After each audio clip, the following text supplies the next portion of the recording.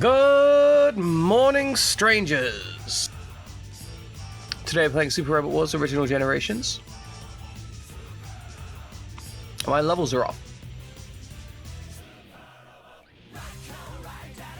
It's not even morning here, Cubicle. We say good morning because that's what we say.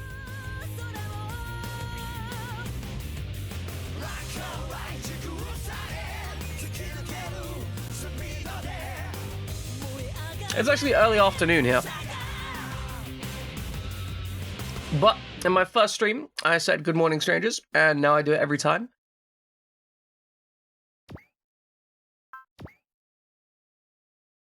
It's like a vague reference to Good Morning Vietnam.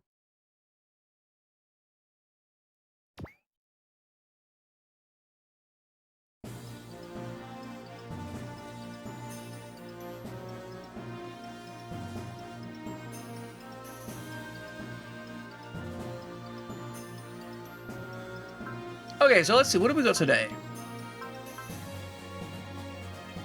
You don't care this jam project? What is this jam project? Oh, the blonde, yes. Well, that's another blonde. There's multiple blondes.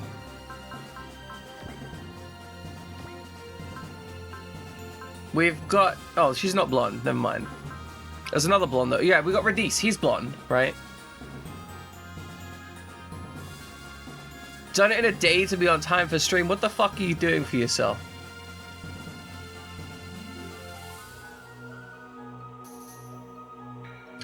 Oh, okay, it's called Jam Project. Okay. That makes sense.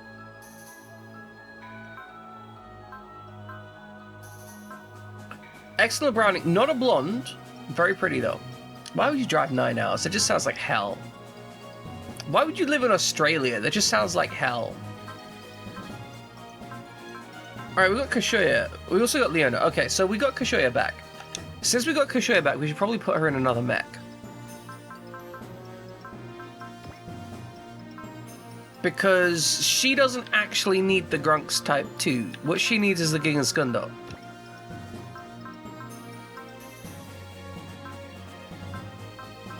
Where is she?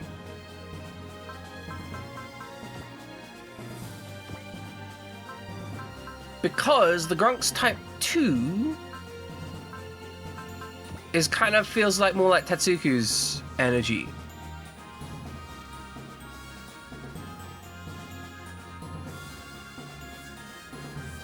I agree, I would be down for some Zaku's. Like, we got a Hot Bean, but it's not the same, right? Like, it's not the same. The Hot Bean is full Gundam energy, not Zaku energy.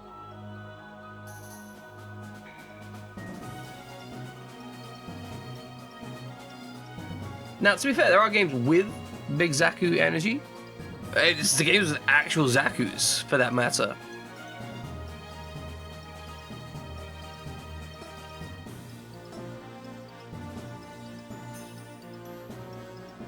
Oh my god. Latoon's almost a triple ace. Like, holy shit. It's disgusting. Why is she so good? Oh, nobody's in the Argon. We should probably put someone in that.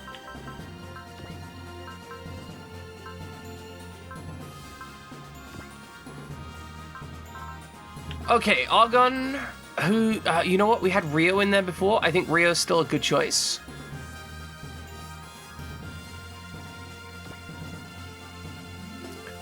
We could probably upgrade it a bit as well. Maybe. Honestly, like, there's not that much to upgrade. Like, yeah, we could cap out the hit points and whatnot, but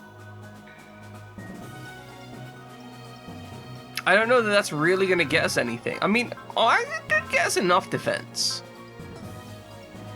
It would get us enough defense, but if I'm gonna spend that, I'm probably gonna spend... Wow, does R1 really not have... Oh yeah, no, we need that. That seems important. And you know what? Energy as well.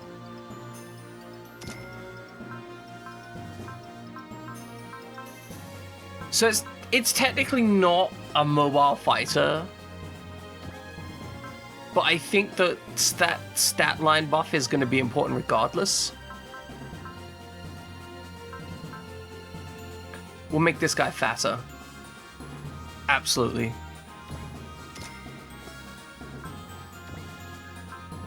Eyes already rocking the high mobility. Okay, so they're actually all upgraded. You got 2 lines of upgrades. You've absolutely got 2 lines of upgrades.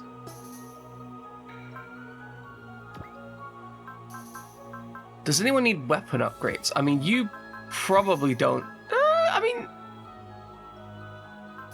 that's a lot of extra damage.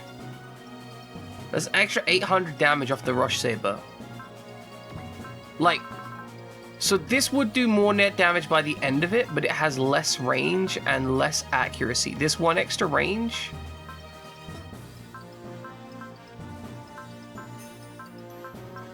And it's got no energy cost. It's so cheap relative to other stuff. I think that's the ticket.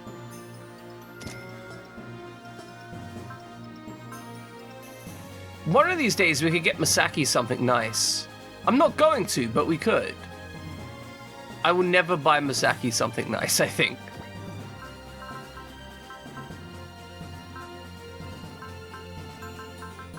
I don't know why Masaki feels like he's really fallen by the wayside in terms of overall functionality.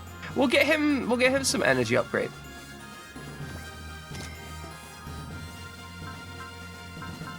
He does be running out of energy from time to time.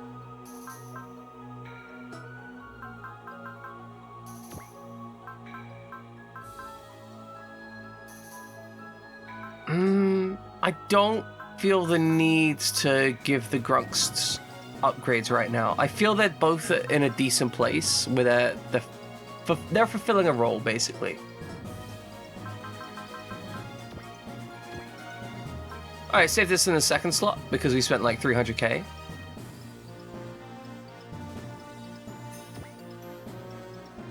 Oh, like it's actually like 130k, not 300k. Let's examine this route. What does this route look like?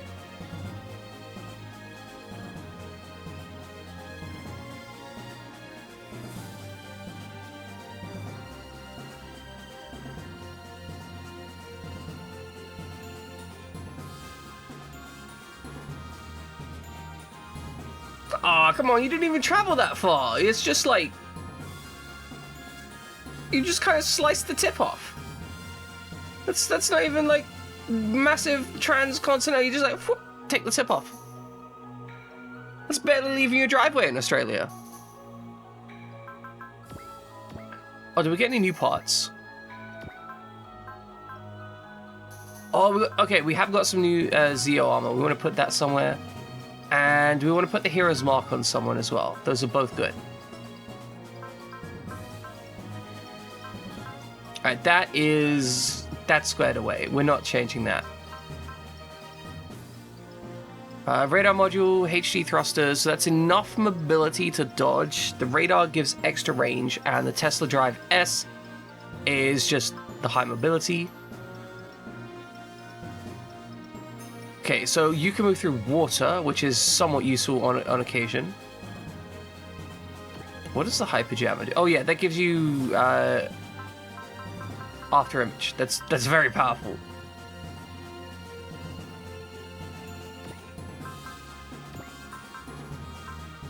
Did I pick up another? No, I didn't pick up another mega generator.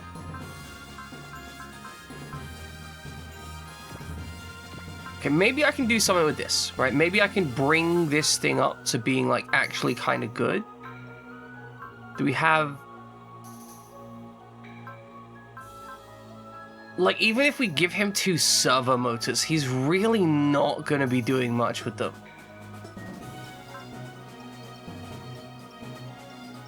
Biosensor, Twisty Headband, that gives us the stacks up the evasion. The Grunks Type 2, we could stack armor on the Grunks Type 2. Because our girl here has so much armor, it's actually kind of comical.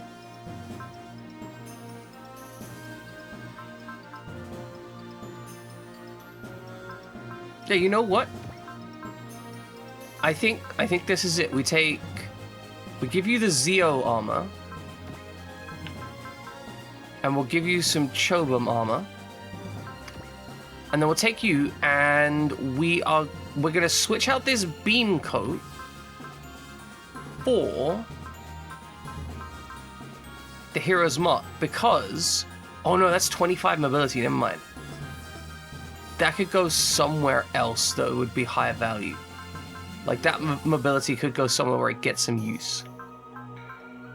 See, for example, you could take that.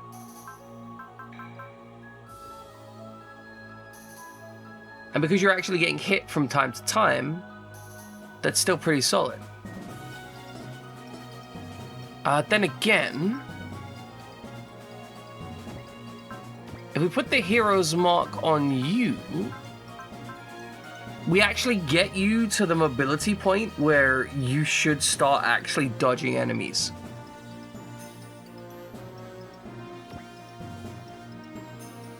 That feels pretty good, honestly.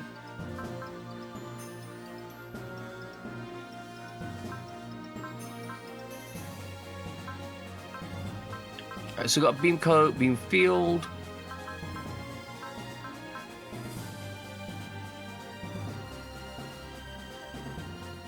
Yeah, Australia is absolutely fucking massive. It's terrifyingly massive. Like, actually concerning amounts of largeness.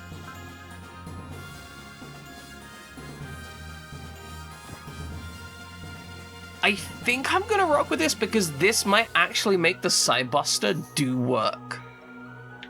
Which it has not really been doing so far.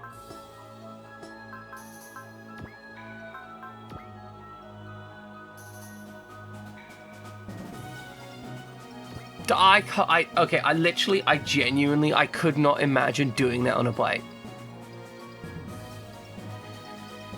Like, doing it in a car is one thing, because bluntly, cars are more comfortable than bikes, right? Like, you're in a more comfortable seating position, you don't have to constantly stabilize the vehicle, right? Like, you're not using your muscle groups to manage the vehicle. So the idea of doing that in a bike, actually terrifying.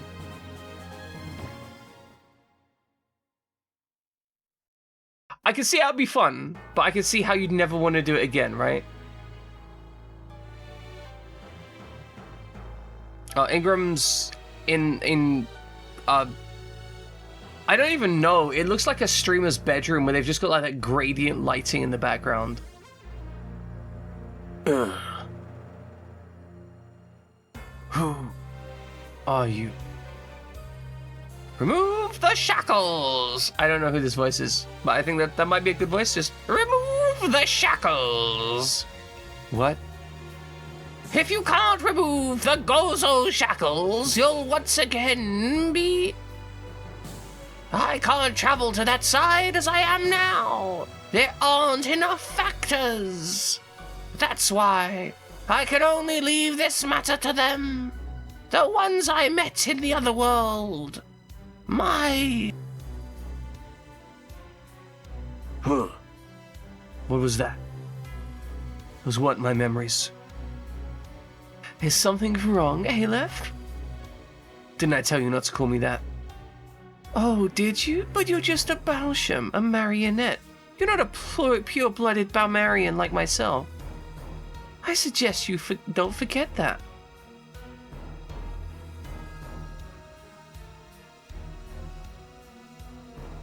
I think part of the reason why Australia never feels that big to outsiders until you have those context elements, it's largely because in Australia, there's a lot of space between things. So whereas a lot of like traveling in other countries is done via like going through multiple different places, in Australia you might go through 3 towns and it might take 4 hours to do that, whereas in somewhere like the UK, you might go through 3 towns. That might take 15 minutes.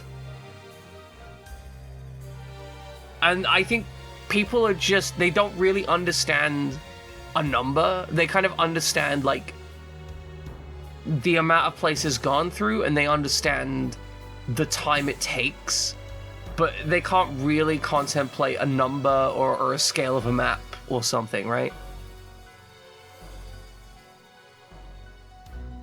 Huh. So, what do you need me for? You lost the sample, didn't you? Or perhaps I should say, you returned it? But why do you give up on it so easily?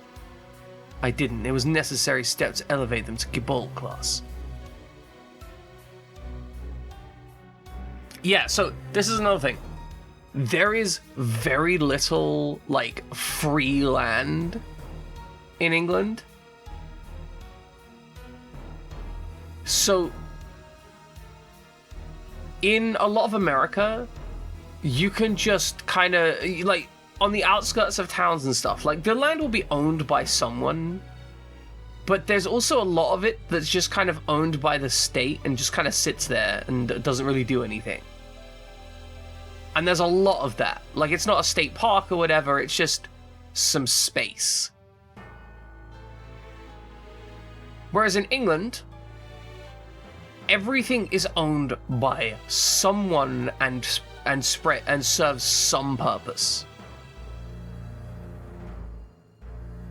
Be it like a farm or like designated green space or whatever, right? Like, there's a billion things it can be, but it's almost always something. And that's why we have a lot of issues with activities that in the US would just be casual. For example, camping. Camping in the UK is kind of rather difficult. We also have a much higher population density overall. But, like, if you want to go camping, you almost always have to go to, like, designated camping locations. Because you can't camp in a royal park, broadly. You can't camp in anyone's land, right? You can't really go hunting or anything, broadly, because, like, there's not any land that is designated as such that you can hunt on. Unless you own your own hunting lands, or can get permission from that, you can't just, like, go to the specific location and hunt for something. And so we end up with this differential of, like, in the US, there's the whole concept of, like, oh, I'm gonna go into the woods and hide out there or something. You can't do that here. There are no, like, woods like that to hide in. Like, any specific area like that is at most, like, a square mile, and is actually, like, relatively easily searchable, and normally has paths running through it. Most of our forests, for example, are completely managed. And that means that they don't have, like, errant trees running around the place. They don't have the ability to get lost in them. They're actually really open and clearly managed. So there's a whole bunch of things that we just don't have over here as cultural touchstones or cultural standpoints. Like, the idea of kids, you know, going wandering as in their youth, not really a thing, because you'd just be in, like, another part of the town, which is why we had a massive issue with kids playing on railway tracks and getting killed. That was actually a major issue. We had to do a whole bunch of stuff where we're like, okay, kids, like, you really need to stop fucking around by the railway tracks, because you will die. Please stop that. But the thing is, right, the railway tracks were, like, the only explorable area, because they were the only place that was, like, cut off but not cut off and not owned by other people who would tell you to fuck off. So there was a lot of railway track exploring for a while.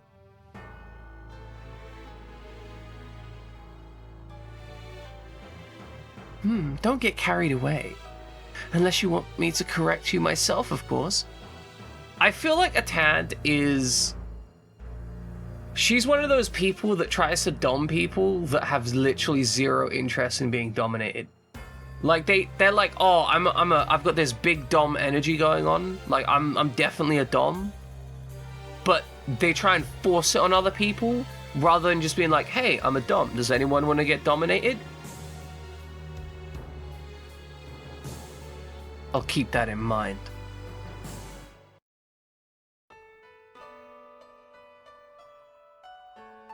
Bullet, you're awake. The irrigators captured me in Beijing.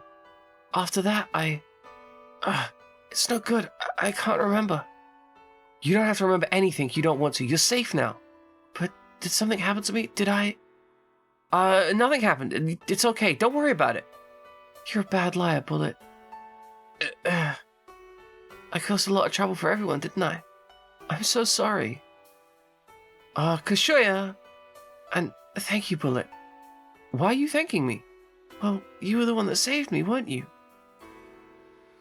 She looks super cute in her, like, casual outfit. But she does look a little bit like she's having her spine rearranged. No, everyone helps out. It wasn't just me. I do have a massive fucking crush on you, though. Like, the biggest crush. My crush is so big that, like, I could literally crush people with my crush. But you stood strongest and tallest and called out to me loudest of all. Okay, hold on. I've got some issues. Strongest? No. Tallest? Maybe. Called out to you loudest? Yeah, okay. But strongest? No, that's Splatoon.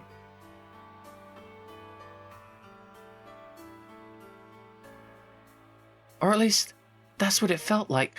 That's just because you're blind, Kashoya.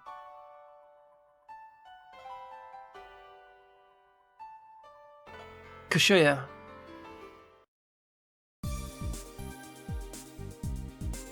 Antarctica? Why do we have to go all the way down there? Sounds like somebody's stirring up trouble near the abandoned Coates land base. We're heading down there to figure out who the culprits are. I can't say I've got fond memories of that place. That's for sure. The grandson showed up down there. It was so cold it felt like my whiskers were going to snap off. Well, duh, it's the Antarctic. The cold's not so bad when you have someone around to warm you up. Wouldn't you agree, Loon? Who are you talking about exactly? Two lovebirds in sickbay? Wow, a masterful deflection.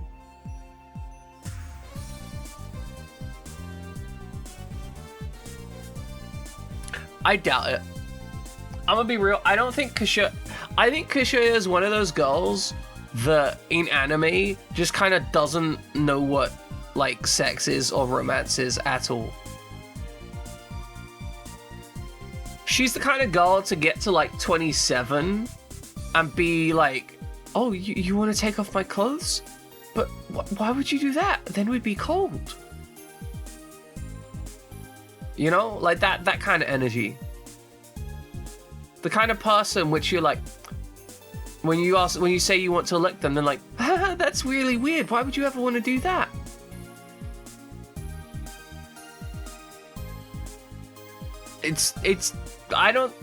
I feel like she would 100%, like she'd know about it. She'd understand it, right? She'd know it from a clinical perspective, right? Because she's training as a nurse and everything. Or at least I think she was.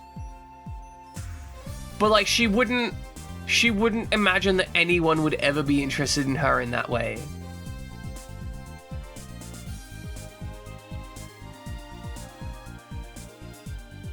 Use the same joke enough times and you start to figure it out.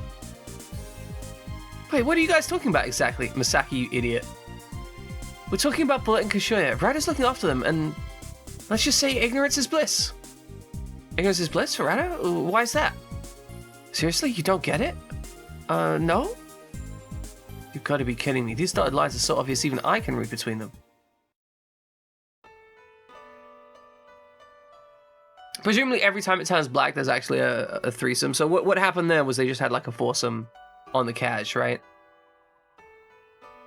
Sorry for making you worry back there, Rai. It's fine. I'm the SRX team's leader, but I just keep slowing everyone down. Wait, she's the... Oh, right, she's technically the team leader. I don't know... She's not a very good team leader. I feel like she's a support member.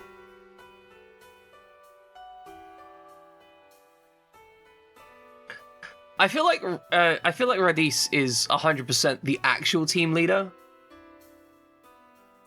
You're fulfilling your role, Commander.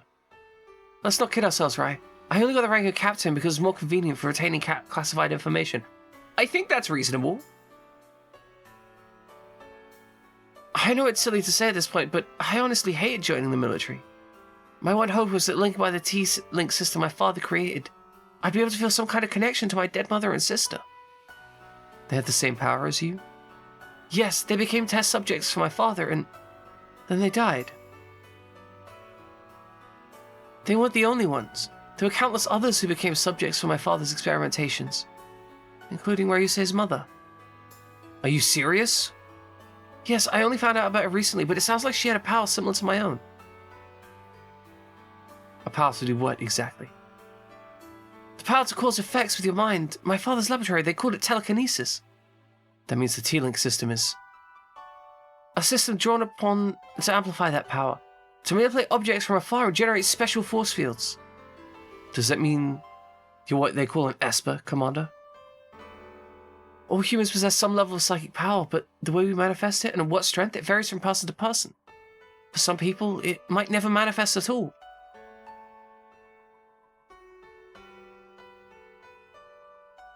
Yukito lost the telekinetic spark and left the Institute. It sounds like Ryo was born some time after that.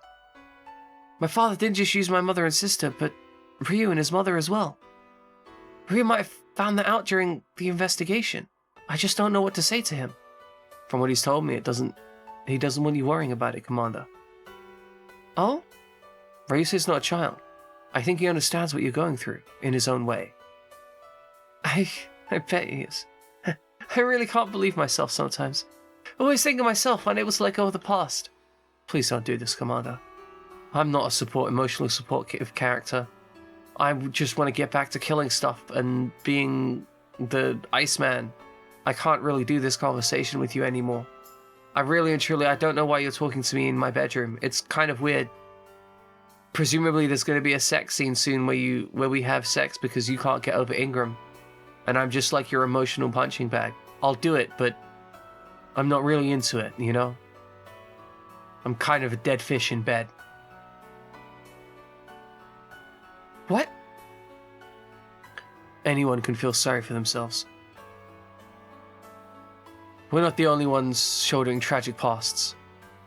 So please, Commander, find some conviction. If you're going to let yourself be trapped by the past, you'll never be able to move forwards. Dragging your feet isn't going to accomplish anything. It's possible the same thing could happen again, but you have to be brave. You have to keep putting one foot in front of the other.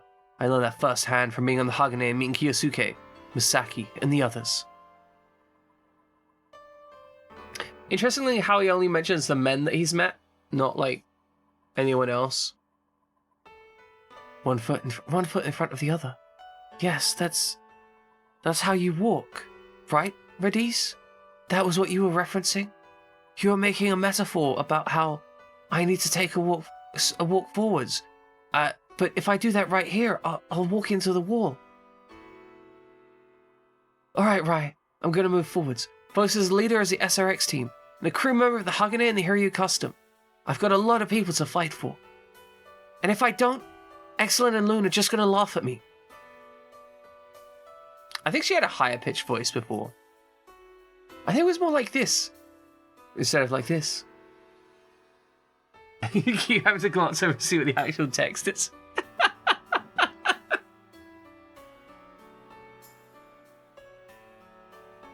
Okay, but it's funny, right? Like, hopefully it's funny. I don't know why I said it, but it's funny, right? Like, I need assurances. I'm funny, right? I'm funny. I make good content. I make people laugh. I'm not useless.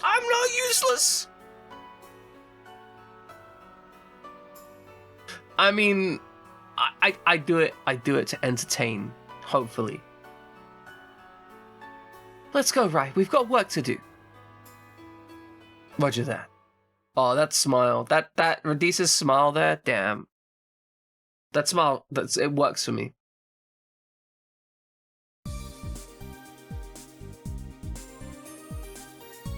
We'll be entering Antarctica shortly, sir. Goodness, I was never a fan of these frigid endeavors. Sorry, frigid environments.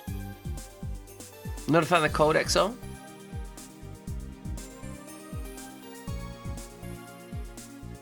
Why the fuck did you have to say that? Is this squeaking? Okay, it's not squeaking. It's squeaking. It's not squeaking. It's not squeaking. I'm not. I can't. Okay. Okay. I'm not gonna get angry at the pedal today. Oh, no, I have no problem with cold weather, but the tendency for women to dress more heavily to compensate, unconscionable. I want to see all the women naked, especially the young 16-year-old girls. That's my preference. I want to see them in tiny bikinis.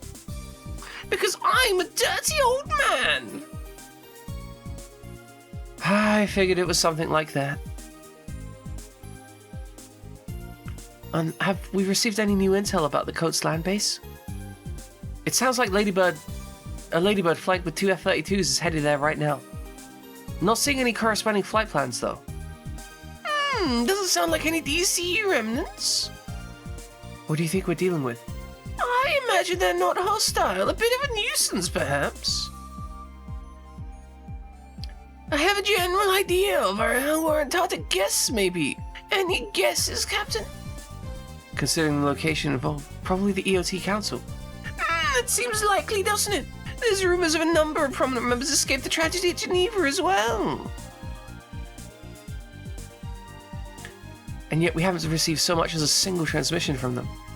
Heading to the Antarctic and find them matter firsthand does seem prudent, does it not? After all, they were attempting to make contact with the Arrogators. I'd like to make contact with some Arrogator women. Certainly they won't wear any clothes in space. I hear that nobody wears underwear in space. That's got my interest piqued for certain. Who knows what they could be scheming at this point? Good question. Hopefully nothing serious.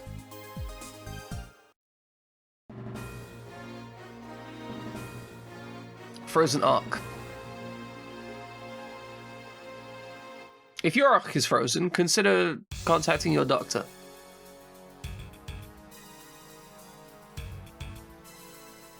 Well, President Isaguri, how's the Shirogane looking? Everything's looking good, Mr. Chairman. Repairs went off without a hitch. The ship will be ready to sail as scheduled. I guess I should have expected as much. Isaguri Industries mass-produced the Lion series for DC after all. The only question is, can I afford to trust you? Whatever do you mean, sir? You've been in contact with Brian Zoldak since the days of the EOT organization. Manufacturing DC weapons must have gotten you one hell of a payday. As soon as you find out that beyond death, though, you come crawling back. Can I trust such a man? Don't be ridiculous, champ. Corporations speak profit. It's what they do. I certainly hope you don't think we chose our customers according to some insipid moral standard like Mao Industries. We have no morals. Simply pay us more money than the enemy. We are war profiteers.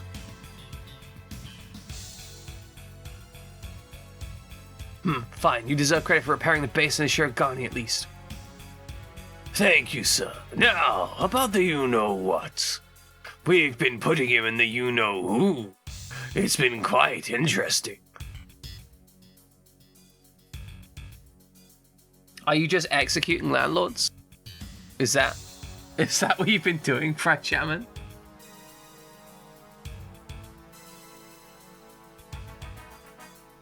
Right. I'll clear you aboard the Shirogane.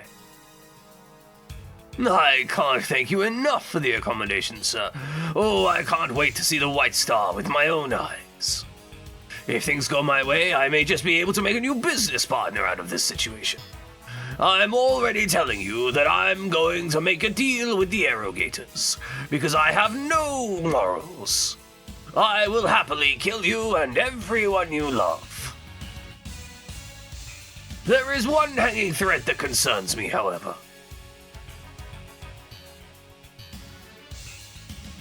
I'm gonna be real, like, I don't actually think that landlords are inherently evil or anything. I just think that the incentives for landlords are fucking horrifying. There are absolutely evil shitbag landlords, right? Okay, like we're not pretending that they don't exist, right? But I'm definitely not one of these people who is like, anyone who ever owns a second house and rents it out is an evil being of pure evil. Because there are people like that.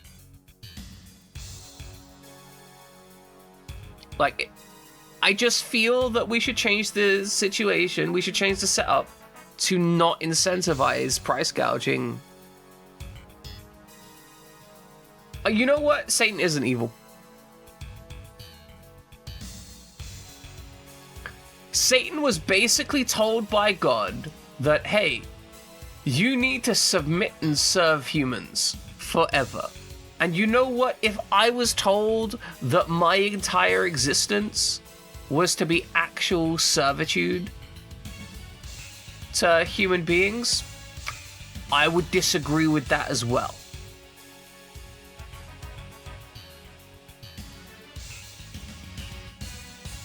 Alright, can we make an apologist statement for Hitler that doesn't make me sound like a Nazi?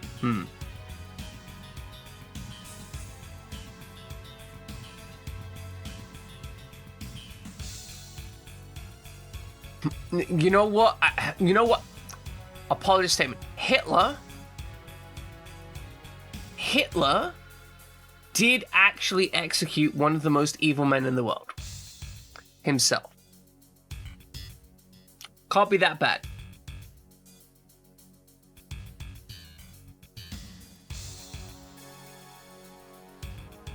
Let's doing just fine. She's been having a grand old time.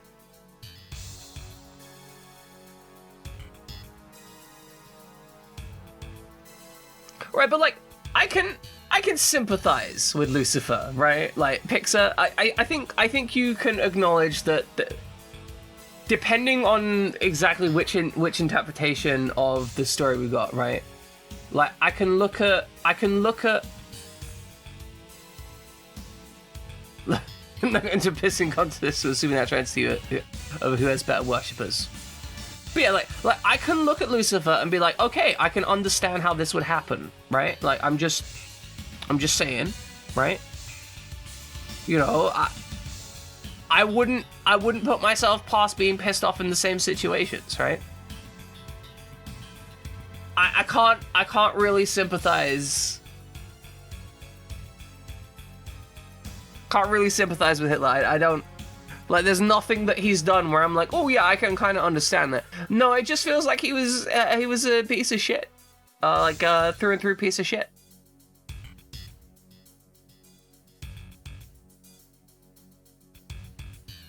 Hey, Cubicle, we will get into arguments over fucking anything here. Also, welcome to Flamesign. Hope you're doing fantastic.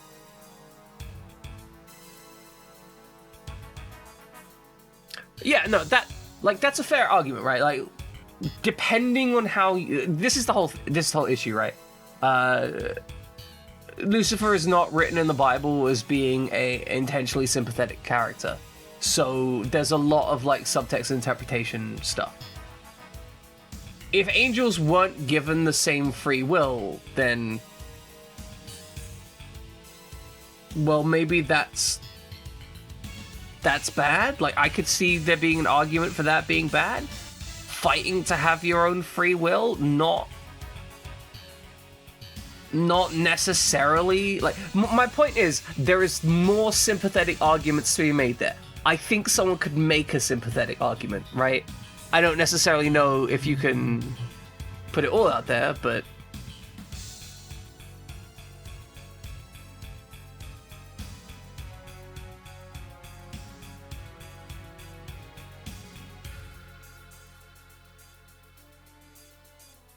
that is also true. From what I understand, he was cast out, which I think is somewhat different. I think at that point you're getting into the arguments of like,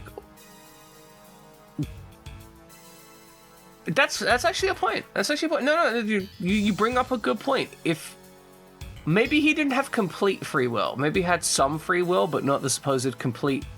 Yeah, no, that's fair. That's fair. Maybe he didn't have the complete free will that was given to humans, but had some free will. Maybe there's like a hierarchical thing, like the higher up. Yeah, that's fair. That's okay. Yeah, no. To be fair,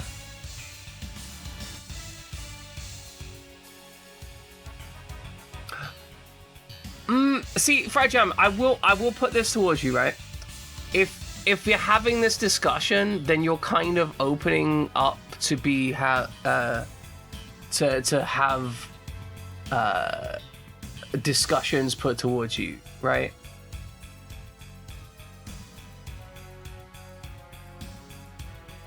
Hold on. We're gonna back this up a second. We're gonna back this up.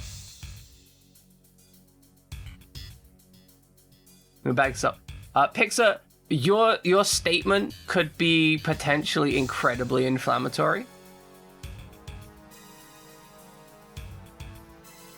Because I do think Fried Jammin is a reasonable person.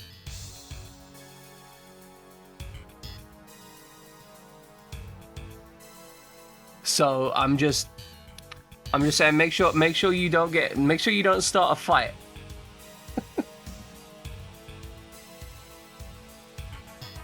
Yeah, that's why I'm marking this out. That's why I'm saying, like, hey Pixar, hey.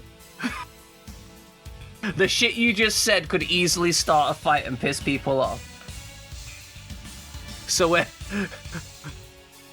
I'm making sure that you're like, I figure you probably weren't Fried Jammin. You genuinely don't get pissed off of that kind of stuff. Although sometimes you get kind of mad at certain people, ain't gonna lie. But I was putting that out because I wanted to put the brakes on that, right? Because I feel like that's part of the streamer's duty, to manage a conversation in that regard and be like, hey, the shit that was just said could be a major issue. See, I think the problem is a lot of quote-unquote learning about the Bible is kind of just finding out what other people's interpretations of it are, right? And that's not necessarily that useful, because trying to understand the intentionality of a document that was written... what's the Bible? It's going to be like... let's see, the collective writings of the Bible, they were collected in... When were they collected, right? Because the Bible isn't 2,000 years old. Right, like as a collected document specifically, the Bible isn't 2,000 years old. Isn't it like something? Because it was put together as a later document than, you know, the resurrection, which would put it like it's like 1,500 years old, somewhere like that. That's fair, Fried Jammin.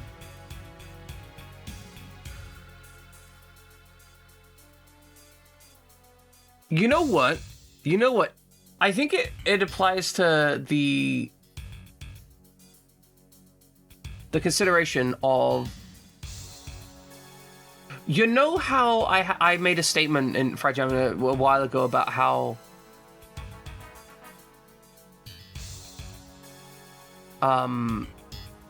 people get into, the more people find something good or important, the more people will have like massive fucking arguments over it, regardless of the like qualitative elements of the content, and they'll start quibbling over more and more minor shit the more they like it.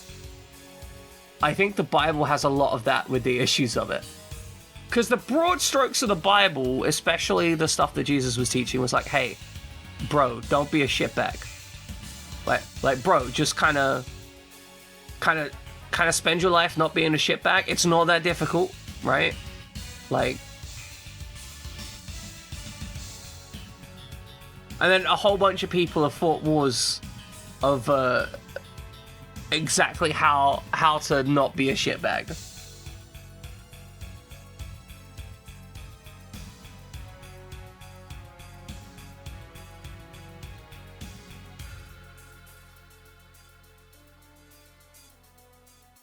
Yeah, pretty much.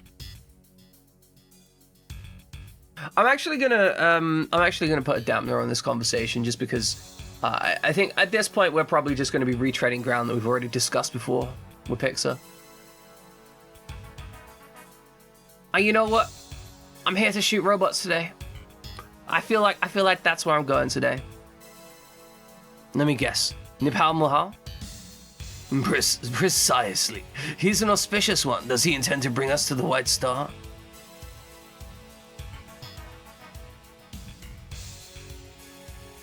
Well beyond the hope of frontal negotiations with the Arrogators.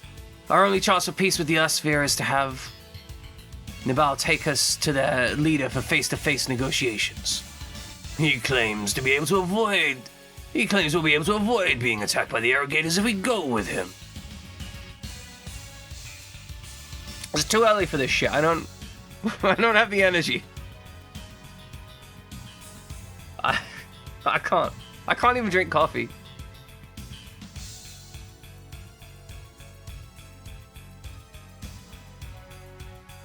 I'm not sure our trust is well placed here.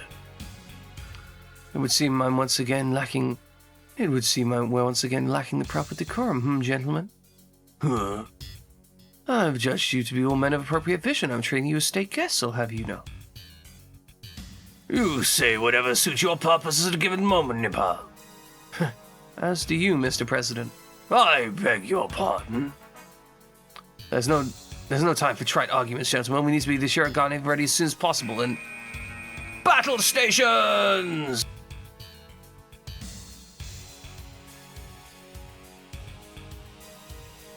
Side note. Like, not talking about religion here, right? The idea of going to a scripture class for me is, like, super weird.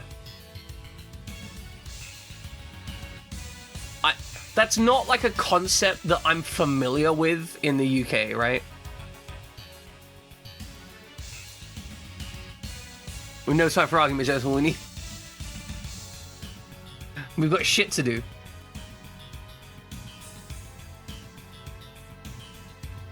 Maybe it's just because of my background, but I've never been in that situation where having a class on any kind of scripture was a thing. I did have RE though. RE was... I hated religious education. Mostly because every religious education teacher I had was an absolute piece of shit. Oh, I hated so... Okay. I had a religious education teacher that went and...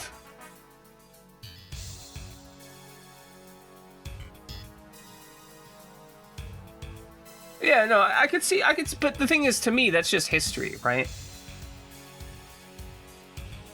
Like, that goes in the history class, which is a separate thing, right? But anyway, religious education teacher. I had a religious education teacher that charged... Okay, so we get workbooks, right? These workbooks are literally, they're just a book with ruled paper in it.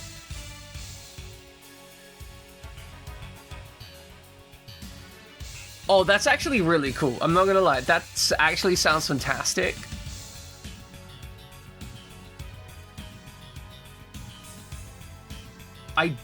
Okay. So, like, that's like comparative... honestly, that sounds very enjoyable. But anyway, this religious education teacher, we had this lined... this ruled paper, right? It was a workbook. It just had lined paper. Basically, what you do is you write the date in the top left corner. You write whatever stuff you need to put in there, and then you hand it in for marking, and then you get it back at the end of the day. That kind of thing, right? But it's just lined paper documents. Now, the issue that I had, right, was because I was not a good student. or more accurately, I was not good in the student environment, right?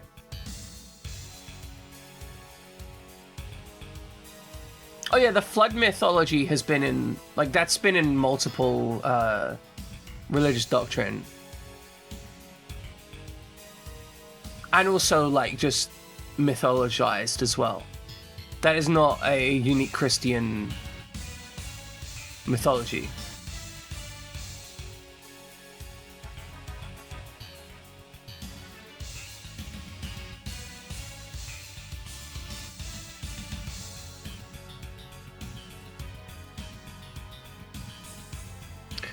But anyway, so I have this lines document, right? And I'm... Oh, I think Pixar was thinking, like, the entire universe was flooded, rather than the entire Earth was flooded. I'm not sure Pixar was quibbling. I think Pixar genuinely was thinking, like, the entire universe got wet. Yeah, okay. So it wasn't... Pixar wasn't quibbling. He was like, I thought the flood was just the Earth getting wet. Yeah. It was different usage of the word universal. Fried Jamin meant it as in, like, many cultures and religions having this mythology. Pixar was thinking, like, the universe was getting wet. Understood. That wasn't quibbling. That was a miscommunication due to multiple potential meanings of a word.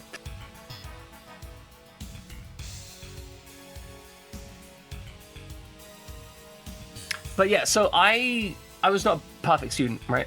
So one of the things I did was I doodled on the paper that I was gonna hand my assignments in on and stuff. So what this teacher did was charged me for the notebook.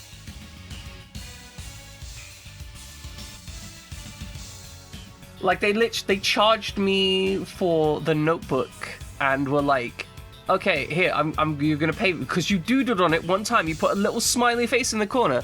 You've been charged for the notebook. So I paid them for the notebook, and then I took the notebook and I kept it, and then they tried to start shit about the fact that I was keeping the notebook that I fucking paid for. Like, they tried to imply that even though I paid for it, it wasn't mine, it was still the school's property, but I'd fucking paid them for it. So it was now mine, and I could doodle on it whatever the fuck I wanted. If they wanted me to have another notebook, Yeah, exactly, Pixar. Exactly. I fucking paid for it. It's mine, right? Like, you can have your shit and say, oh, I've used it incorrectly, so I can't doodle on it, right? Or I've used it incorrectly, so now I have to buy it. Okay, fine. That is an argument you can make. I think it's a bullshit argument to put towards a student, because if you doodle on something, that's just a resource. But once I have paid for it, it belongs to me. It is mine. It is no longer yours. It is just like if I crashed a car and my workplace was like, oh, you need to buy it because you crashed the car, which would be horrifyingly immoral, right? But if I then buy that car, they can't then say, oh, we need that car back because we want to repair it and put it in our fleet. No, it's my car now. It's not your car. It belongs to me. It's mine. You don't get to fuck with it. Whether or not I paid an appropriate fee for that, a separate issue. You sold it to me. So consoles and stuff like the Xbox do actually definitely belong to you. The only differential is the software is licensed. That's the differential. Software cannot be sold as a physical object. It is licensed. That's the kind of key differential. So technically, you do not own the software of your Xbox. You have a license to that software, which travels with the hardware itself.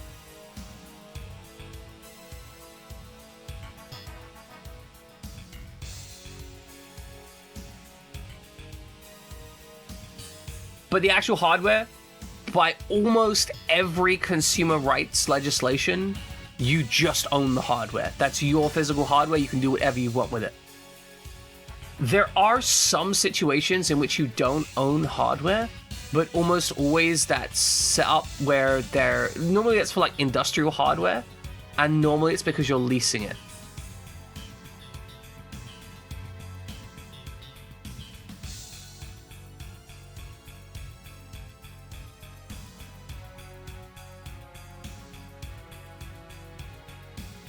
Yeah, I'm always interested in when you get interconnected stories like that, where there might be some fragments of truth here, right? Because many old stories are actually written from fragments of truth, but they're always written, it's always fragments of truth. It is true that it does tend to be useless without the software, Cubicle. But that is, like, that's one of those, like, important... so that's one of those important distinctions. There is a reason... So Philips Hue actually did this not too long ago, where they sold a hub for their lights, and then they stopped supporting the software for that, which means that the software no longer works with the modern hardware, which means they essentially bricked the hardware. Right, they functionally bricked the hardware, and because of that, like, people who bought that hardware no longer have useful hardware, but they didn't technically commit a crime or anything, because all they did was stop supporting the software, and they're not required to let you connect your software to their servers as part of their service agreement. And that is why I will never buy Philips Hue hardware, ever. I will literally never buy that shit, because holy shit, fuck that bullshit. You don't get to make my hardware just stop working. That's part of the reason that I don't think I could ever buy the Facebook VR headsets. Because the idea that one day Facebook could go, okay, we're phasing out support for this old headset, and then just stop me being able to log in on their hardware, and stop being able to use it for stuff. I don't, like, no, I'm paying $1,000 for this shit. I want it to work until the hardware breaks. If the hardware breaks, that's fine. I understand that that's what happens to hardware. If you stop, like, supporting in your latest SDK, and that means that future games don't support this hardware, that's also okay, because I don't expect software to be supported indefinitely. However, if you just turn off the servers from my fucking hardware, that's bullshit, right? If you add in a requirement for my hardware to use your server, and then one day turn that server off, I will expect a complete and full refund on my hardware. Because as far as I'm concerned, at that point, I am simply leasing hardware. And it would be insane for you to do that.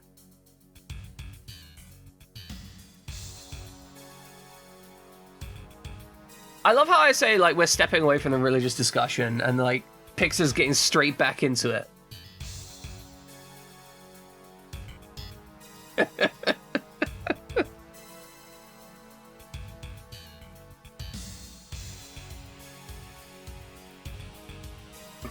Oh, no, yeah. Just ban Pixar.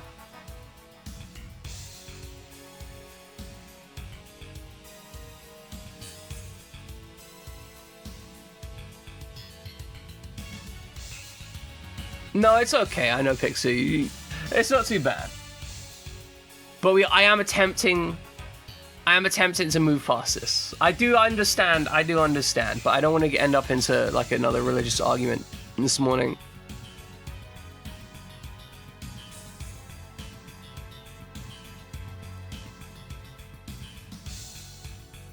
It's more just being mindful, right?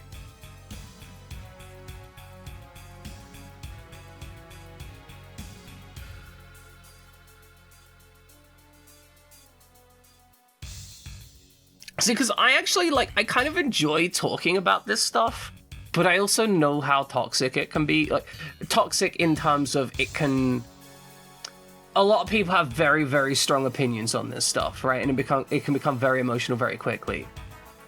And it's one of those things where I'm like, hey, you know, it's cool and all. Like, I actually do love the history element of it, right? Genuinely love the history element of it.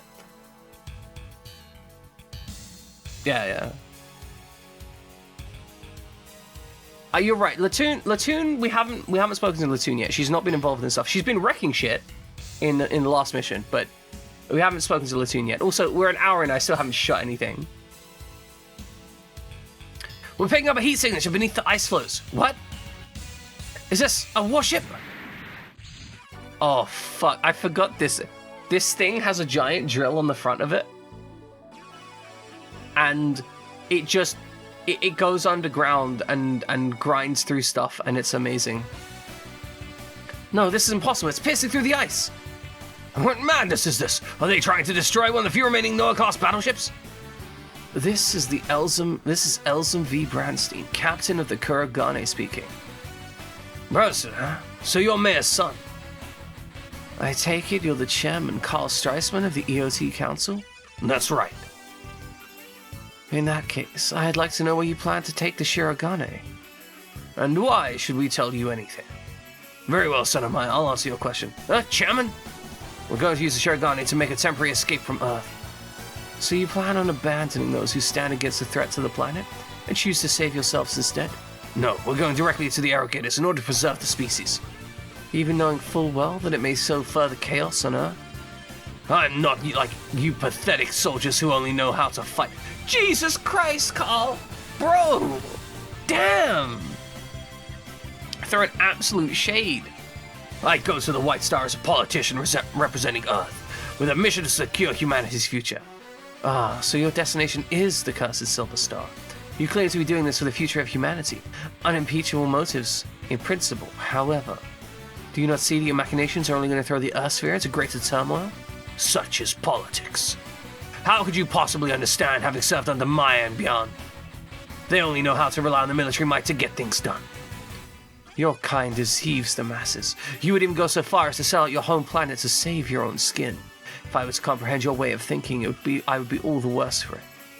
And what do you plan to do? Sink the Shirogane?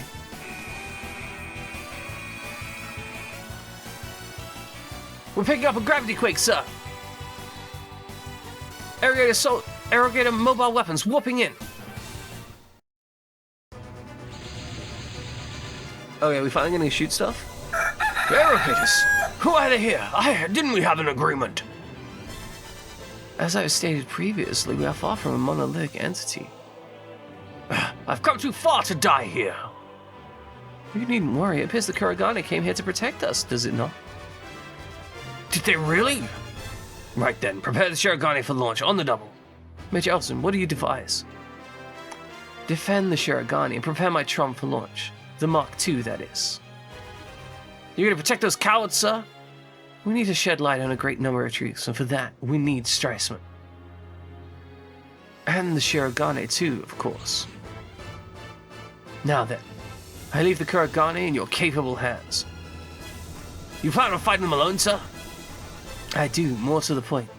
I'd like to personally test out the Mal Industries' little DC war gift to the UCC. Now then, Trump, who we ride? Thank you for that, Crisis, in the middle of that violence. Trying to mess me up.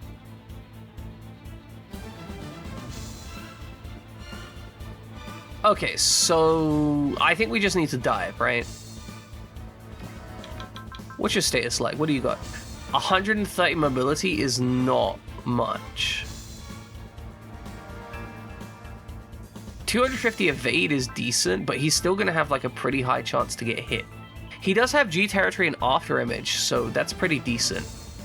He's got land and air buffs. So ability's 130, but if he's in the air, does that change?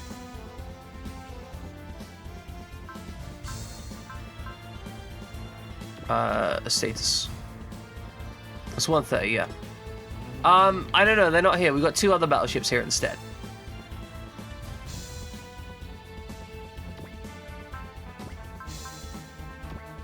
Okay, so we could photon rifle. What is our big damage tools? Oh, it's just a Huckbean Mark II. Okay. Because I think I'm going to want to deliver... Yeah, the Chakram Shooter and the G-Impact Cannon are what I'm going to want to use. I agree. I just want to steal his ship, though, because it's got a giant drill on the front. Like, bro, look. It can dig through the ground to attack people. Like, who the fuck designed this thing and went, yeah, that's what we're gonna do?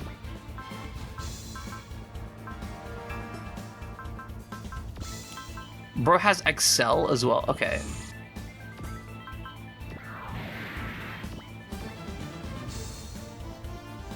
Yeah, this is dumb, but we're gonna do it. Wall bullseye.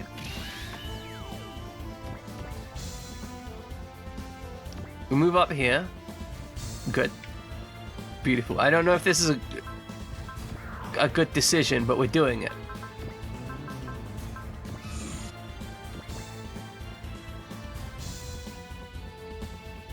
Yeah, so I think the objective here is actually just go deep.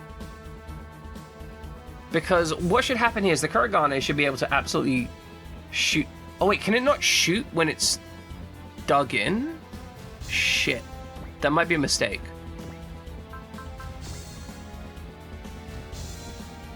Well, we're gonna find out.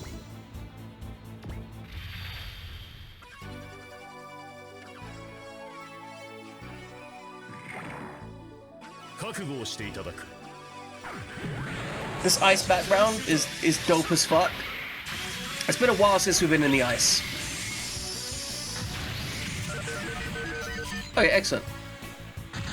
Got ourselves a kill.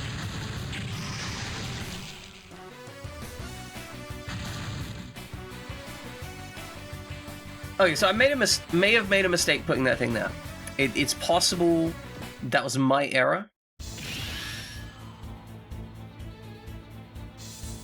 Yes, okay. Good. We can't shoot back.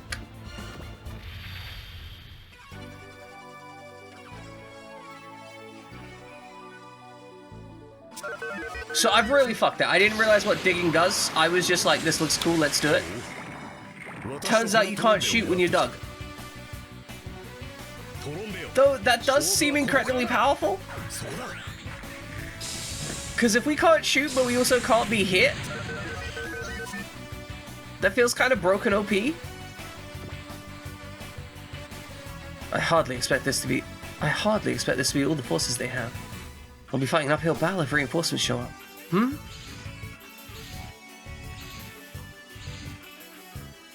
Gah, how careless of me. Is that a Grunkst? That model? There's no mistake. I am Sanga Sombold, the sword that cleaves evil. I'll cleave you in two. There is nothing I cannot cut. Ah, so you survived, my friend. Leaving yourself open to the enemy, that's not like you, Elzum. Critical as always. We don't have time to enjoy this little reunion of ours. I came to assist you so that I might fulfill my mission. Your aid is most welcome, my friend. Let us ride together as we once did. Indeed. I bet he could do like that really dope thin cut salami situation. Would be on board for that.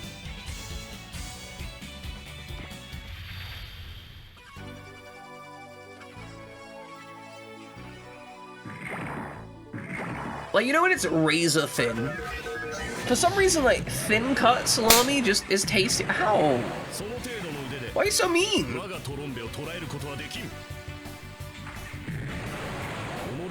Can't touch me, I'm the gingerbread man. I don't know why being the gingerbread man would be able to work or not, but, you know.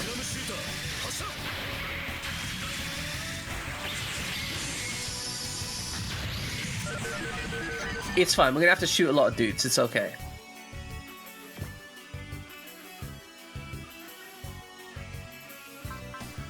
I think we're just... Oh, we're gonna watch this one. But I think after this, I'm gonna just start skipping because, oh my god, there's gonna be a lot of them. And I expect Elzum's gonna be just fine.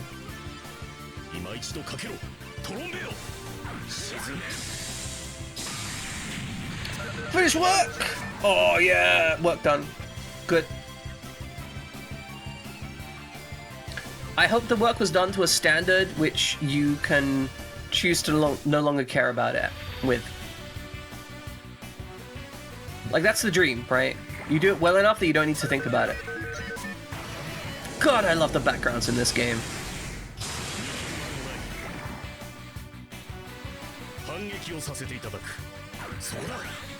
Donk.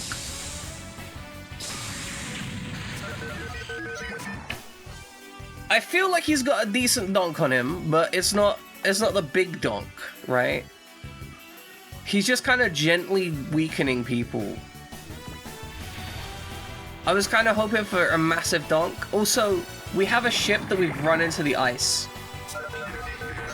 Intentionally. It's a robot, you're just insulting them. Like, you know that, right, Elzum? It's a robot. You're insulting a robot. It doesn't even know you're there. You're just like a tiny data blip. 6,000 what the fuck? That's so many words.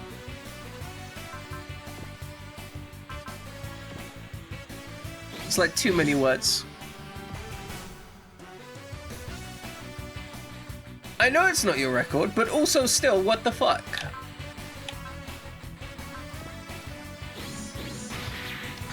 Okay, get some kills in. Excellent. Trim the fat here, kill some enemies.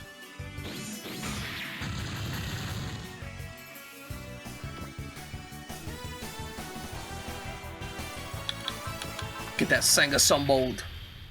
Boost Knuckle! Not Moose Knuckle. Though man can have a Moose Knuckle if he wants.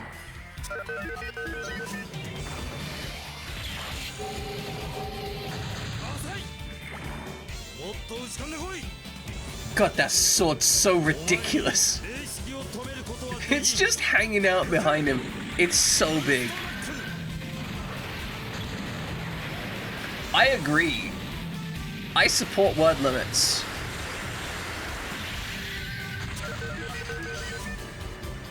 Like, I support word limits very firmly.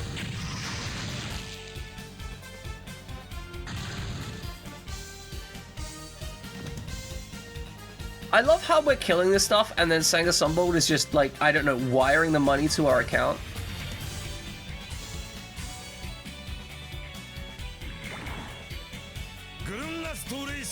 That's a good point.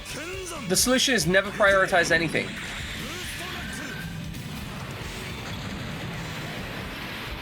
I mean, the thing is, learning to be able to prioritize which bits of information you need more than others is like a genuine important skill. But also sometimes you just need exhaustive documentation. Like, for example, the manual for DaVinci Resolve is, I think, 1,900 pages, roughly. And you know what? Good. I need it to be that long.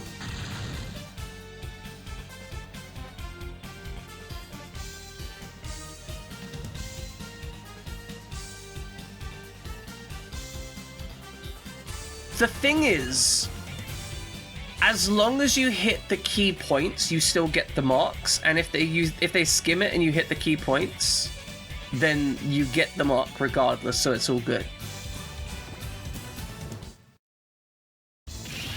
Because the whole point of these things is to prove that you know what you know that you, or that they know that you know that you can talk about stuff.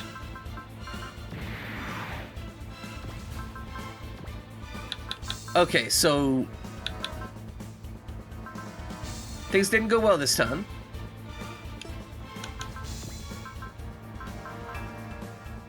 And we can't use the giant rotating ram, which is an absolute fucking crime.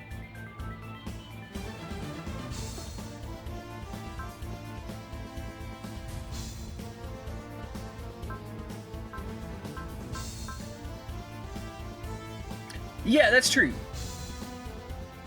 That's very true. Extensive documentation is an absolute pain in the ass. But, like, also, it's good still. Like, it's one of those things. You want to have your documentation done in such a way that you don't need the documentation, but it's really nice to have. This is why most software has, like, a quick start guide, like a quick start guide. And also, like, the main actual instruction manual. Because sometimes you need to be able to go through and do the exhaustive instruction manual stuff, right? Sometimes that's necessary. But sometimes you just want to handle some shit, right?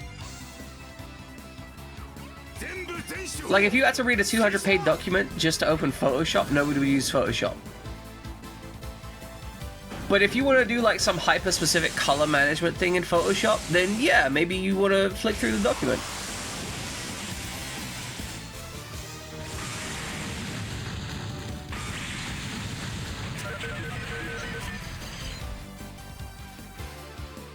Like, I know that I personally have a massive issue with software that doesn't have enough depth to the documentation. That is absolute fucking nightmare to deal with.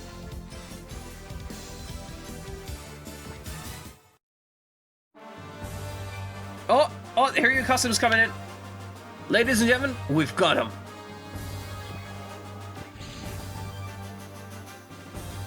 Hey, it's the drill ship! The Kuragani, what's it doing in a place like this? And to top it off, the boss's Type Zero's here too. That Black Hawk being Elzum, are you in there? Major Elzum! It appears our role here is ended. Yes, let us leave the rest to them. Sangha, Elzum? Ah, if it isn't Gilliam, it's been too long. I knew it, you're both still fighting the good fight. Would that we could speak more now. But we'll fight another day. We'll fight together one day. Oh, sorry. Would that we could speak more now, but we'll fight together one day.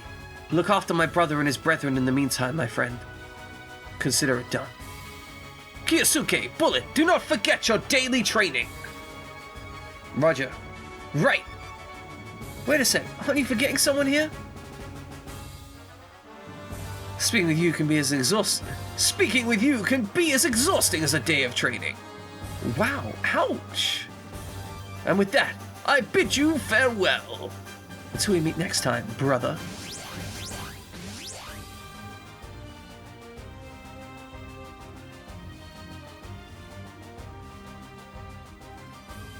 Elzum. Major, I knew I could believe in you. Wait a minute, is Tezuka's rival in love Lieutenant Rai's brother? Make no mistake, Captain, that's the Shirogane. It appears our prediction was correct, XO. Attention, Hiryu Custom. This is EOT Councilman Chairman Carl Streisman speaking. Well, this is quite the rarity, a shadowy political mastermind coming out in the open. I was almost certain you were nursing your wounds in Geneva. There are a lot of characters in this game. It's easier if you've played through it, right? If you're the one playing it, it's easier to keep track of it, but like, holy shit, there's so many characters. Hold on, are you planning on fleeing Earth in the Shirogane? Watch your tone with me, girl. I'm here to negotiate with the aliens directly for the sake of humanity.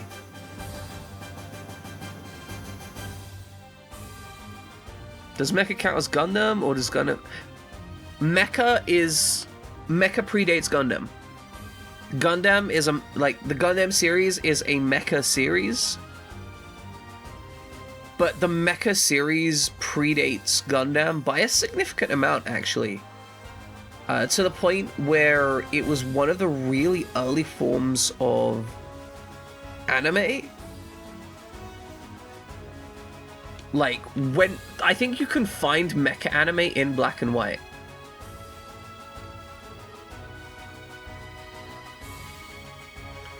Yeah, like, it's old. It's real old.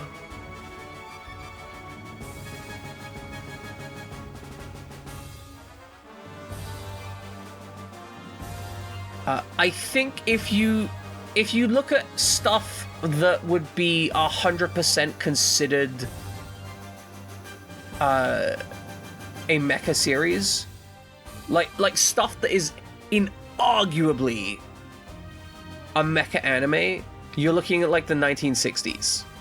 I think once you go back to the 1930s, you get a little bit more like proto-mecha. Yeah, about then. Yeah, there we are. Tetsujin. Like, that's the point where it is inarguably mecha. Like, there is no possible disagreement that it's a mecha anime. Yeah. Like, 1930s, it's like, yeah, maybe you could make an argument for it. 1956, 100% inarguably mecha anime is now on the board at that point.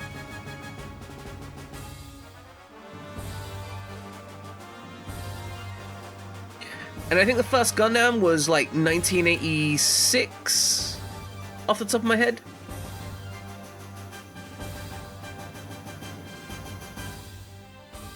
Mecha Godzilla is out there.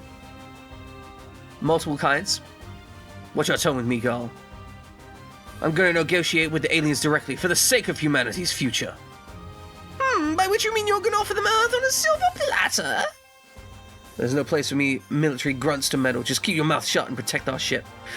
Another prototypical response from the chairman, I see. Well, Captain, how should we handle this? Blow them out the fucking sky. We don't have a choice. Protect the Shirogane. Are you sure? Yes, they're not our enemy. The Arrogators are. I suppose it's never wise for military men to be dabbling in politics. For now, we can focus on carrying out our duties as ordered. Alright, let's lunch. Lunch. I would enjoy some lunch right about now. I did actually have some breakfast today. I had chips. But like, that was all. It was just chips.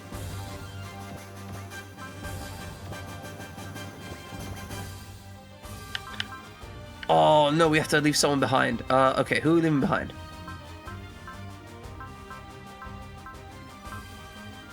Okay, everyone on this page, 100% coming. Schutzwald, Cybuster, Valsiel. Cybuster, we just upgraded. Grunkst.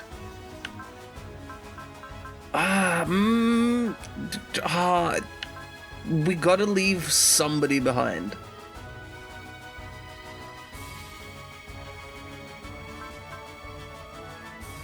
I think we're leaving Katina behind. I like the Gar line, but the armor line is just so thick. It's just so ridiculously thick.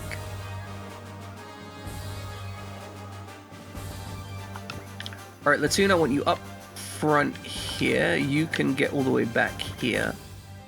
I'm looking at a situation where I'm making use of these two to really push forwards with zeal.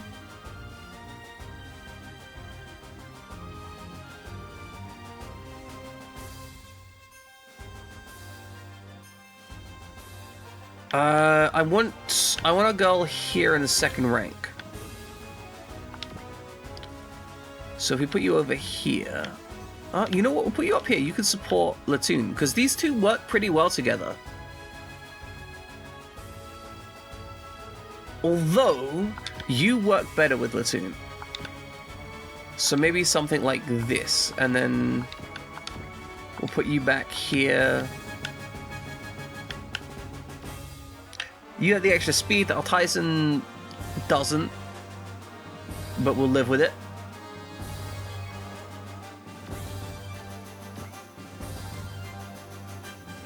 I think that's everything I want. The Argon's all the way back here, but that's fine. They're a sniper unit.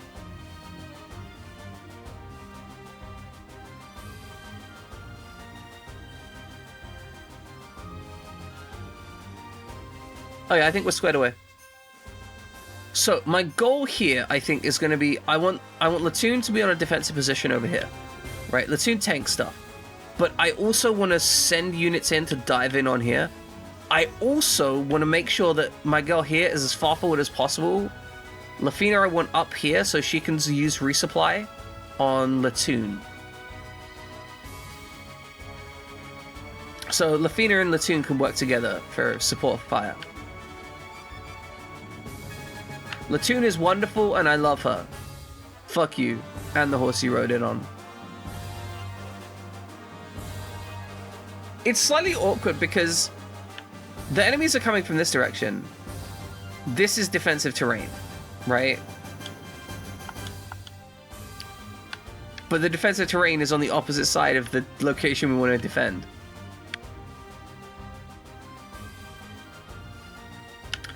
Let's... Oh, what happened here? Confirm?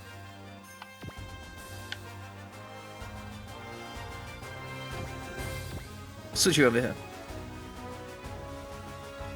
Yeah, but the thing is, okay. Latoon is OP, cool. So's Weiss Ritter. So's Loon. Like, so's Ryusei. So's Leona.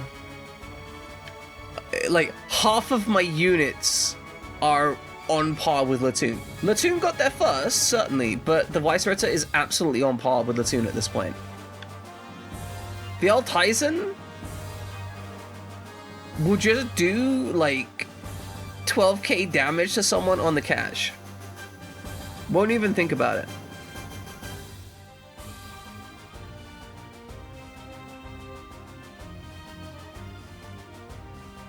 Alright, let's go. What do you say about Patent OOC? Yeah, let me guess. No combining to SRX, right? It appears the actors are in their places. Time for me to carry out a mission of my own. Oh god, there's people! Destroy all enemies within 6 turns. That seems possible. I mean, technically it's within 4 turns, but we'll drop a save state here.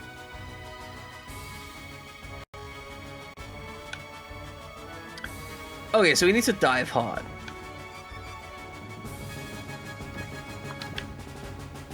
So can we get you to go faster somehow? Not really. We can move you up to here. And then... enable? Enable is fucking disgusting. Can we just acknowledge that enable is actually, like, legit disgusting?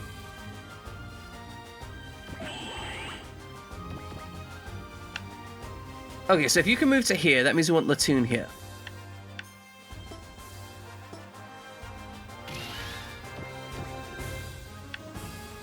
Oh, you're not 1 square away? That's heartbreaking. Actually heartbreaking. I guess it's 2 squares away.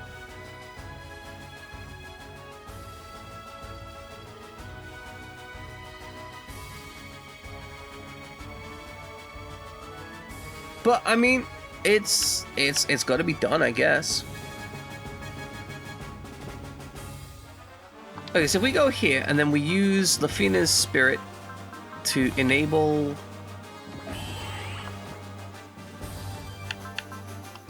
then transform... Spirit Charge... we'll focus as well. Like, I know I'm using all of the SP on this turn, but this gets us the Hyper Beam Rifle available. We can now just absolutely wreck stuff next turn. We'll hit these guys. I think to do a Lafina only playthrough, I would have to play Kiyosuke's route, which I'm not against. The man works the Shishiho Blade well. He does be absolutely ruining people's day with the Shishiho Blade. Double critical. Disgusting. And you guys can't hit me.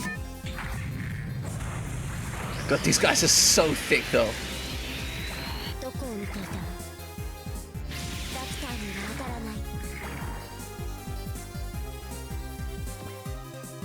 The thickest boys. Now, I don't think I have a charge available. Yeah, I've got snipe though.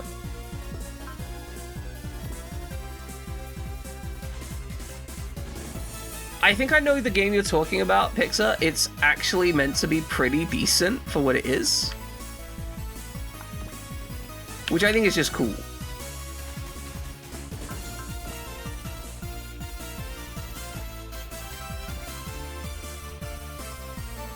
Welcome, Garad. How do I pronounce it? Is it Garadez or Garaderis?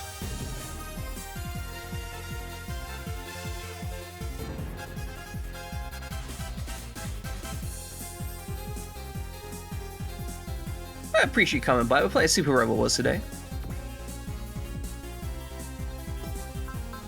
Currently, we're trying to bigly dive on these guys. I mean, I could call you Gara, but that makes me think of Big Barra Man, which is weird. You know what? I'm down with it. I'm down with it. Alright, we're gonna stack up. So one of my thought process is, if I could get Ryusei to get stacked up here, I would like that. Gara-san. Good, Gara-san.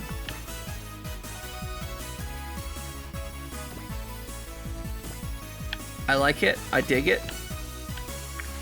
Let's we can get up there and make use of R formation.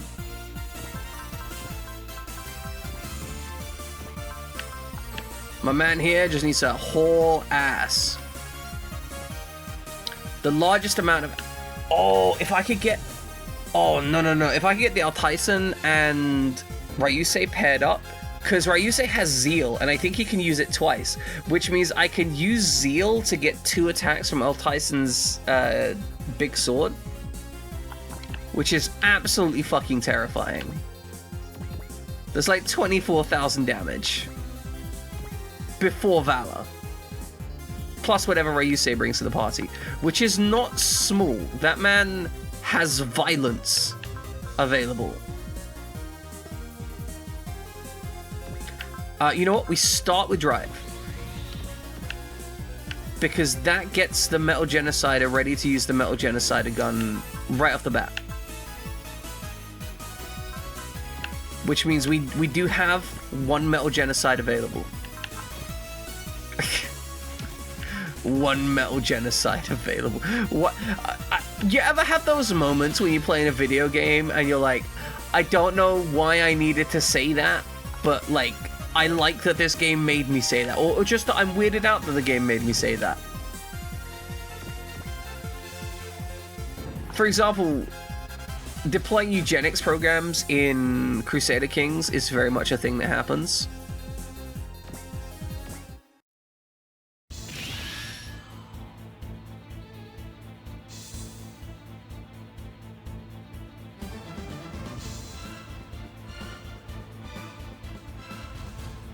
Okay, next round, these are all gonna dive on Latoon. She's gonna kill like every single one of them.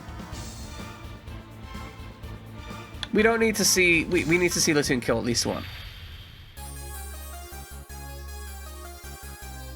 It is true, it's kind of weird how quick, well, it's not that weird, but it's amusing how quickly the video game players will resort to the most unethical, unhinged stuff. Like, if you've ever seen someone playing The Sims, one of the first things that they tend to do is just dumpster someone into a pool and watch them melt, right? Killing people that have mildly upset you in The Sims is basically a hobby.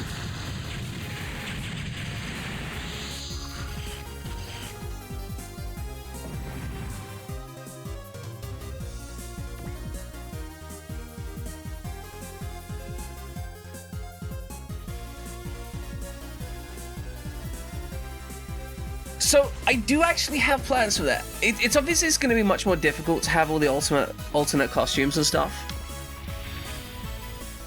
There's definitely a more technical challenge to it.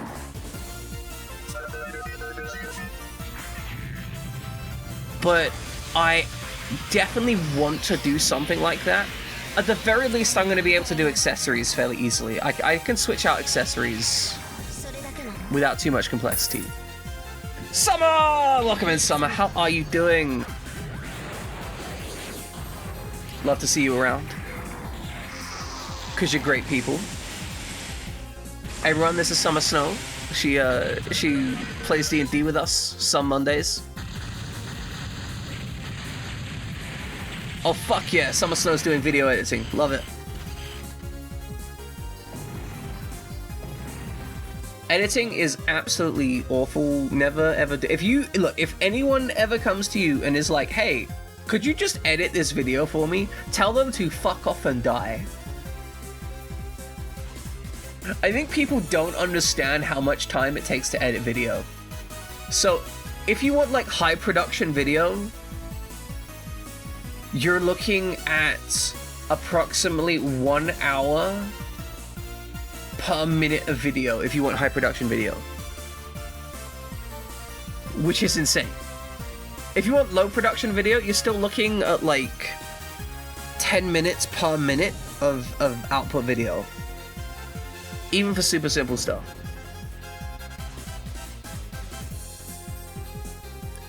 But it's not fun though. It's not. It's awful because you just look at yourself and you're like, oh, I've made all these mistakes and like I've made 400, like I've put 400 hours into editing video and every single one of them is completely fucked up. Maybe that's just me. Maybe I'm just bad at video editing. Maybe that's the problem. People are better than me at video editing and I suck at it.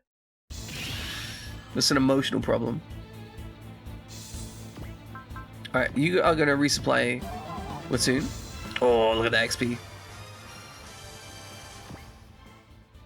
Which means we're gonna get the commander buff, and then you are gonna spirit focus. All of these guys are dying next round. They don't know it yet, but they are. I could take persist. I'm gonna get persist on him just because it seems smart right now. Appreciate it, Papa J-Dub. Yeah, he's like, you have to say you're doing it for fun.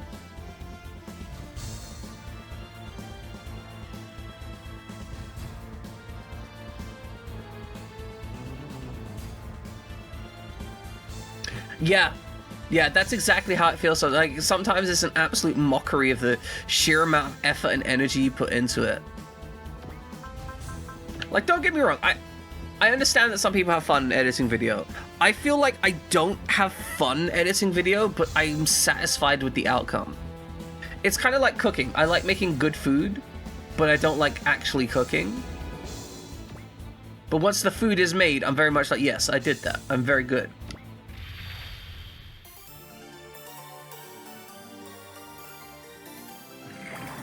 Honestly, I quite like Summer's video editing. She's got a nice style to it.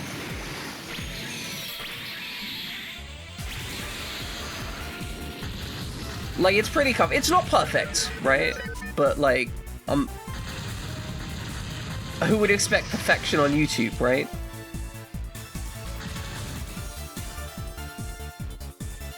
It's a bit cheesy, but like, that's not like a bad thing.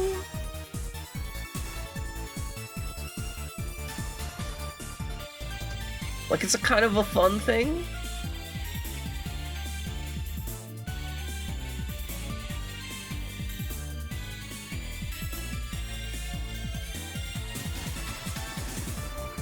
For reference, this is the channel that she's editing for. It's very cute. God damn it, Pixar.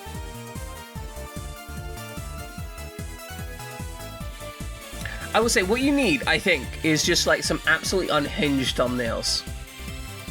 Because right now your thumbnails are like kind of chill, right? What you need is just like massive, like somebody's face just being like, oh, and there's like, is this actually cancer that we found? Will we find gold in this egg? Right? Just massive expressive faces, and then just unhinged titles that reference stuff that could genuinely never happen.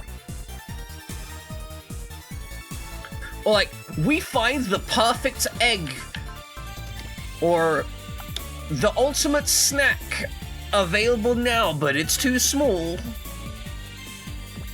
That kind of weird shit, right? That's what you need, just weird shit.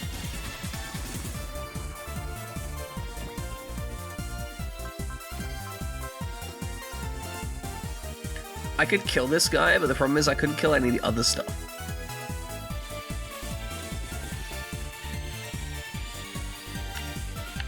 I could zeal.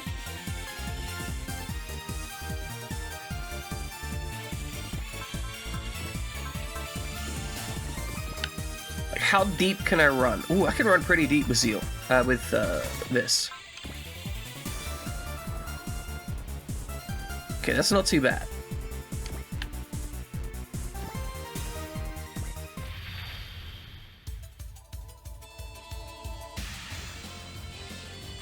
Every track a banger. 0% non-banger sounds. You're making aquariums? Oh, fuck yeah. Yeah, 0% non-bang, 100% bang, maximum bang.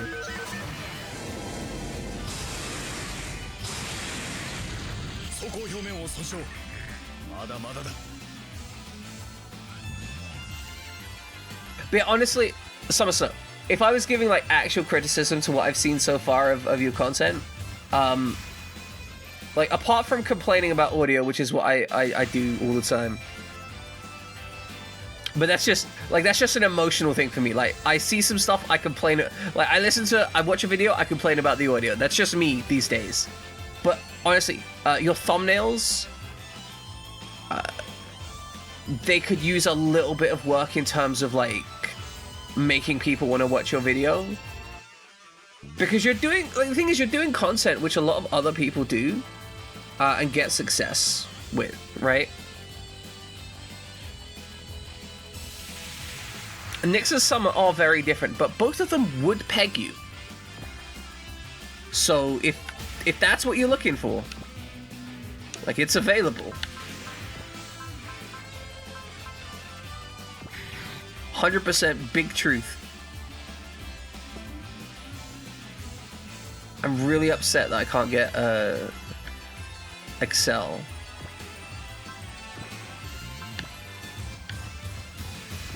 Can I just boot this guy's snoot?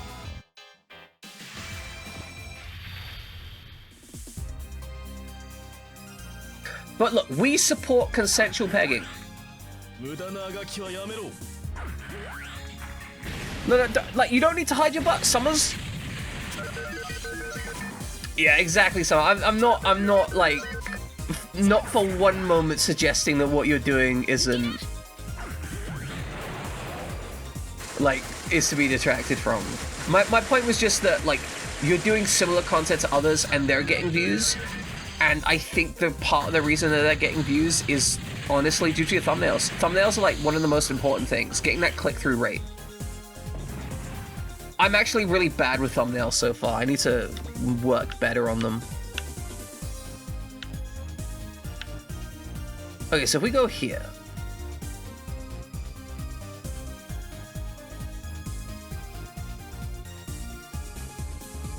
Can we, like, go up here, maybe?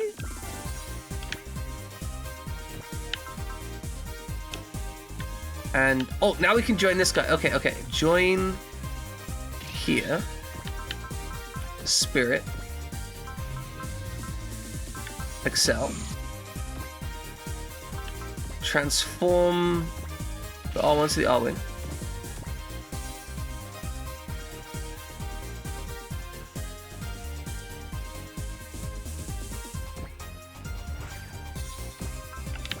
Randomly shoot this guy, right? Like, obviously. With the Ketu Rahu sword. YOLO.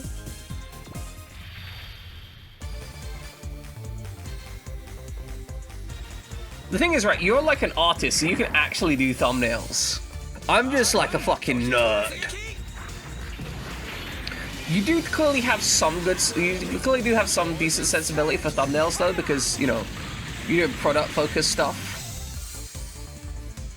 Like, you've got the right energy. I just think it needs to be bolder and more intense, and also lie to the viewer. Honestly, like, just fucking lie. Just be like, oh, we found this shocking surprise. What's inside will make your child die. Will this kill your child? Yes.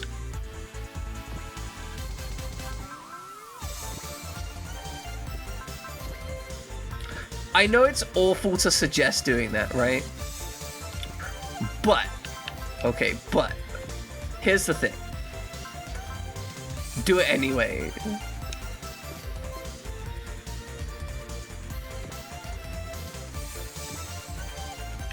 Okay, so we can get over here and start beating this guy up.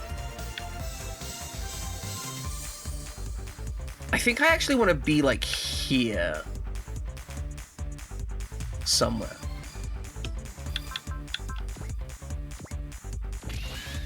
Oh, I absolutely should have transformed the Grunks as well. I'm a moron. Alright, I need you to knuckle this man.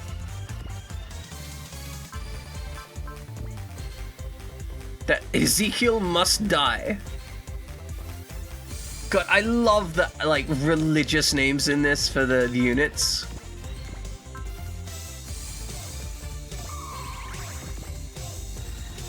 Okay, pummel him.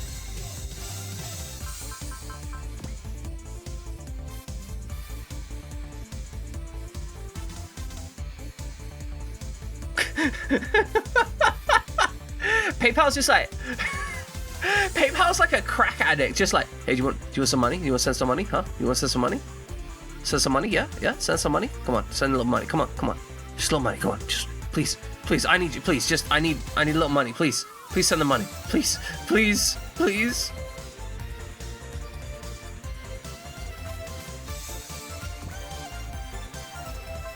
Let's focus that. No, let's split it. Actually, let's split it.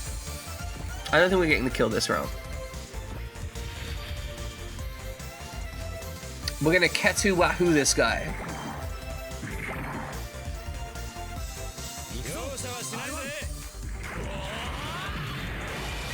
Whoop. Yeah, I mean, they make their money when you use them, right? So they don't really care what you use them for, they just want you to use it more.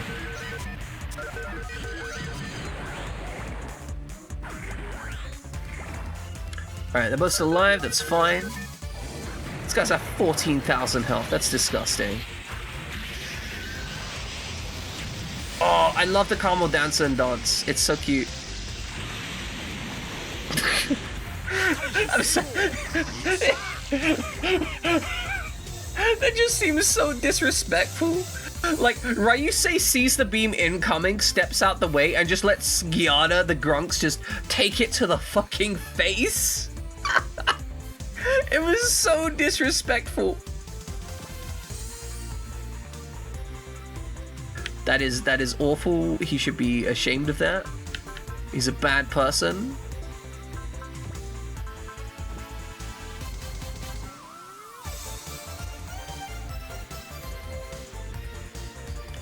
Okay, can we hit the twin unit over here?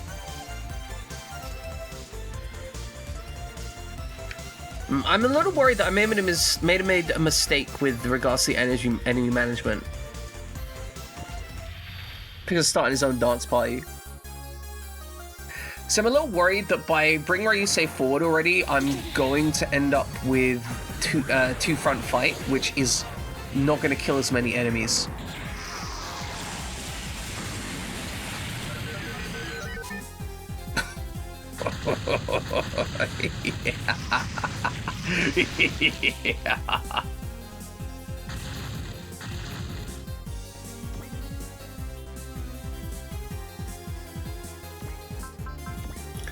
You don't have Excel.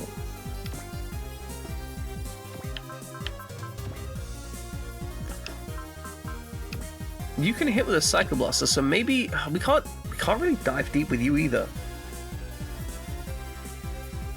However, what we can do is focus. Oh, okay, this might be good.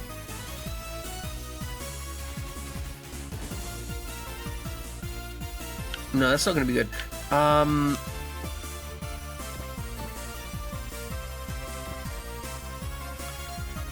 Okay, you move there because you're going to join up next turn. 10 days, 15 hours was the total game time. Goodness me.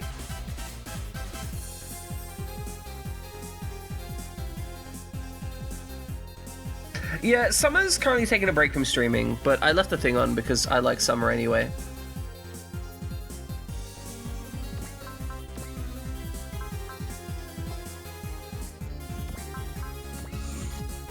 Like that's basically it. That's my limit. So I like Summer. Therefore, even though she's not currently streaming, she gets to just like be there because she's good people.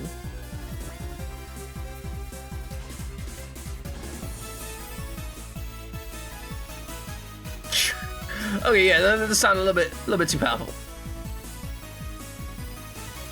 Yeah, follow us for when she gets around to getting back to it, right?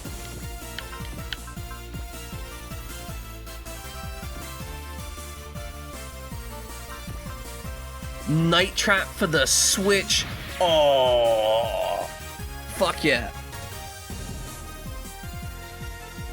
That game is awful. You only do 70k damage per enemy with the exception of the boss. Oh yeah, no, that's terrible. How could you be so bad at the game? Only 70k? Oh, how could you? How could you? How dare you only do 70k at 76,000 damage? Are you even playing the game? Like, are we playing the same game? Am I just that bad at video games?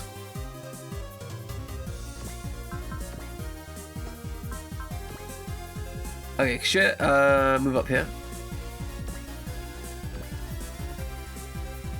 Absolutely, I'm on board with it. There's a reason you come by here, right? Because I'm also terrible and cheesy.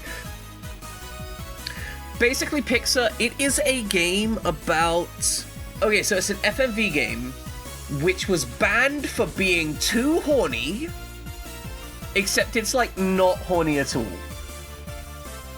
It is, like, completely not horny whatsoever. And basically, the whole premise of it is, you know the horror movies where, you know, there's some spooky guys and they try and kidnap some people? Well, it was that. I think it might have been banned for being horny in the UK, specifically. I'm gonna look this up.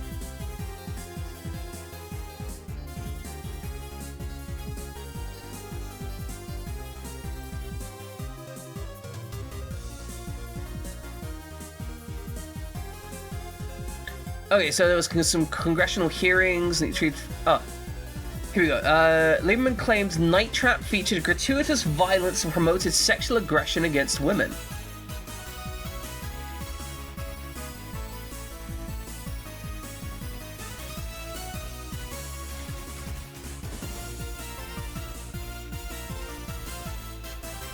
I mean, you could argue that sexual aggression against women is a claim of it being too horny.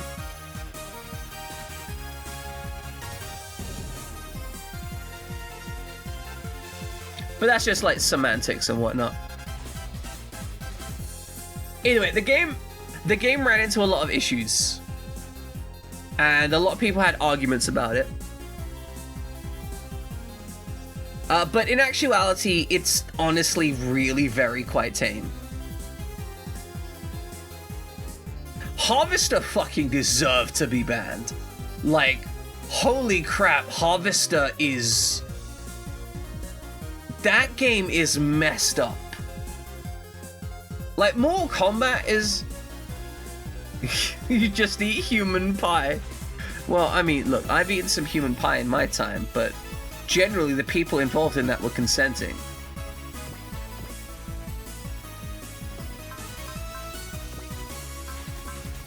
Yeah, it was... I think less FMV, more rotoscope, but basically like similar to Mortal Kombat in visual style, right? Like the characters were videoed and the backgrounds were drawn.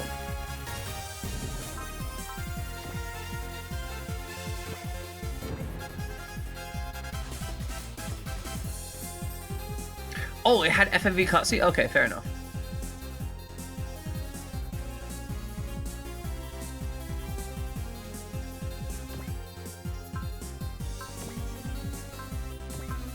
I like the strike shield animation. It's just cute.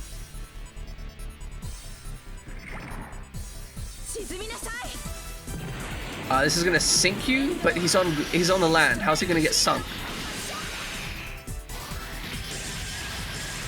I vaguely remember that. I remember that being like a hard filter as well.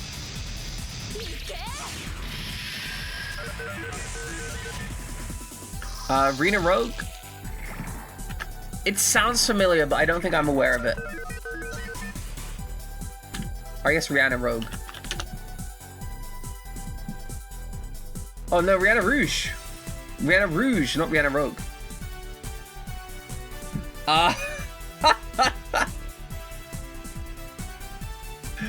Cubicle is just like, hey, this is an adults-only game. You can't play this on Twitch. It has live actors in it, though. Playboy Playmate, Gilliam Bonner as Rihanna, a shy secretary who spies on her boss, attempting to rape a co-worker. She enters the office and tries to help her, but is overpowered by the boss and thrown out a window, where she is transported to another world where she is a seductive warrior who must rescue the world from an evil dictator and rescue her friend.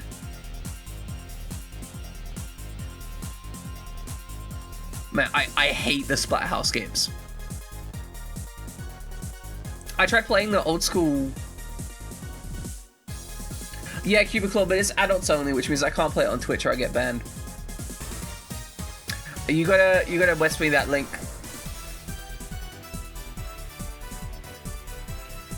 But I can't play I can't play it on Twitch because ESRB adults only, so even if it's not really an adult game, can't do it. Yeah, but Cubicle, the only issue with that is, I'm gonna be real blunt with you, Cubicle. I barely make anything streaming as it is. And the idea of like streaming stuff on Discord, it seems like a lot of energy for something that's gonna end up feeling scuffed, right? And like, I put so much energy into trying to make my stream have decent quality and whatnot, that it feels kind of a waste to be like, okay, well, I'm gonna not do any of that just so I can run it on Discord. Feels bad, man.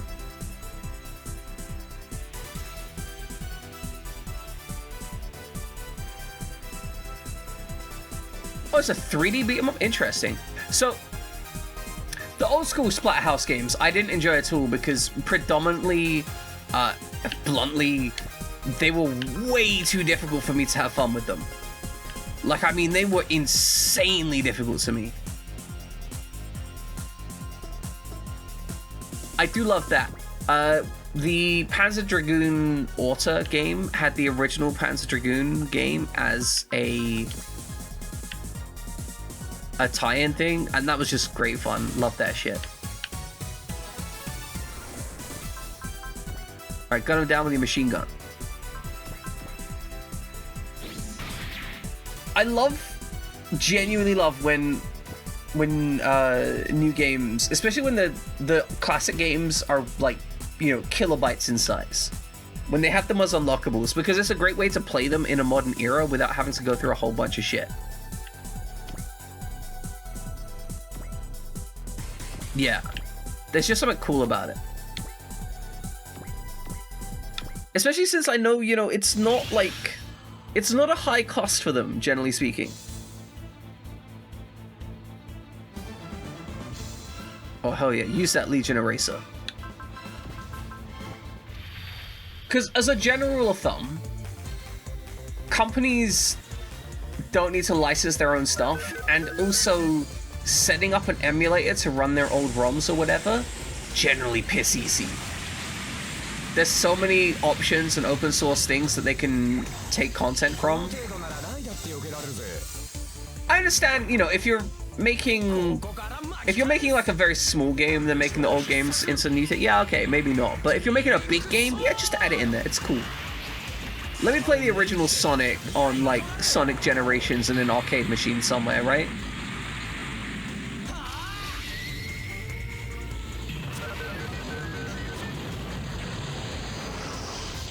This thing is very confused about getting its ass kicked.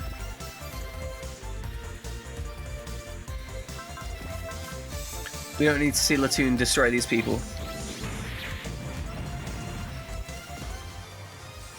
Latoon hits level 40. Disgusting. Actually, genuinely disgusting.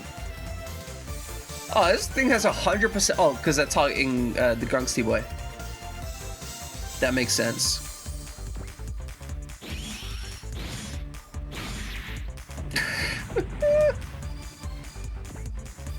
Okay, let's chew through some of these enemies. Oh, we use a leap slasher here. I guess we don't have the range for it. That's actually more of you guys attacking up here than I thought you would. Still getting kills though, and we should be able to clean it up with the second wave assault regardless. This is what I was hoping for. See, because these guys encountering like this, we're gonna get the counter hit here.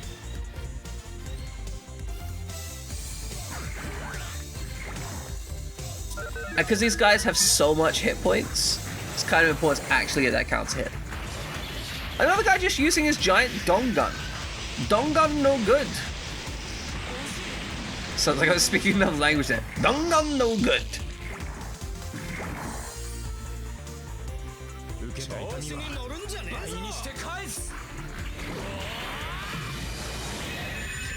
Side note, I fucking love the Panzer Dragoon games. Panzer Dragoon Zwei, the second one in the series, is one of my favorite games of all time. Like, I don't think it's top 10. I don't think it's a top 10 game of all time, but it's definitely a comfort game. I don't know if you guys have those games where you're like, you know, this game, for whatever reason, it's not the best game in the world or anything. But, like, it's definitely a game that when you're in the right mood, that's the only game that makes you happy type thing, right? That's the only game that makes you that makes you feel like, oh yeah, this is what I wanted to play. You know, like, if you want to play a first-person shooter, totally understand that. Elder Scrolls Oblivion is, I mean, by modern standards, it's kind of a bit jank and crashy and whatnot, but there's a lot of fun to it.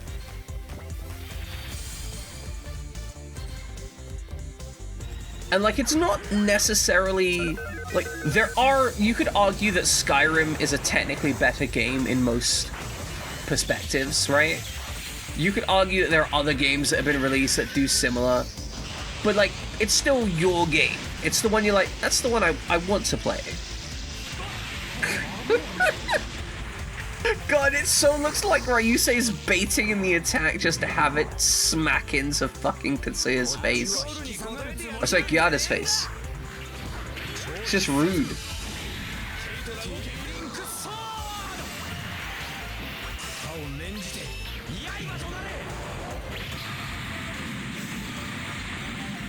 So I want to be clear. My boy Ryusei here doesn't know about the T-Link system yet. He doesn't understand its telekinesis. However, he is nonetheless using telekinetic powers to manifest giant fucking energy swords. But he doesn't think this is anything weird. He just thinks this is like, oh, this is new technology. You can just do that. If you use the right robot, you can just make giant energy swords. I think Ryusei might be a moron. I don't know if you guys are feeling the same. I think he might be actually, like, clinically a moron.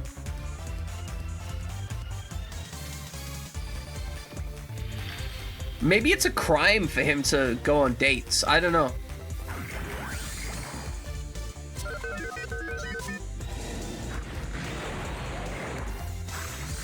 It's actually kind of fucked up that, one, there are people in this world who are over the age of 18 where it would be a crime to date them, like, from a legal perspective, but also that there's people that would still try to date them.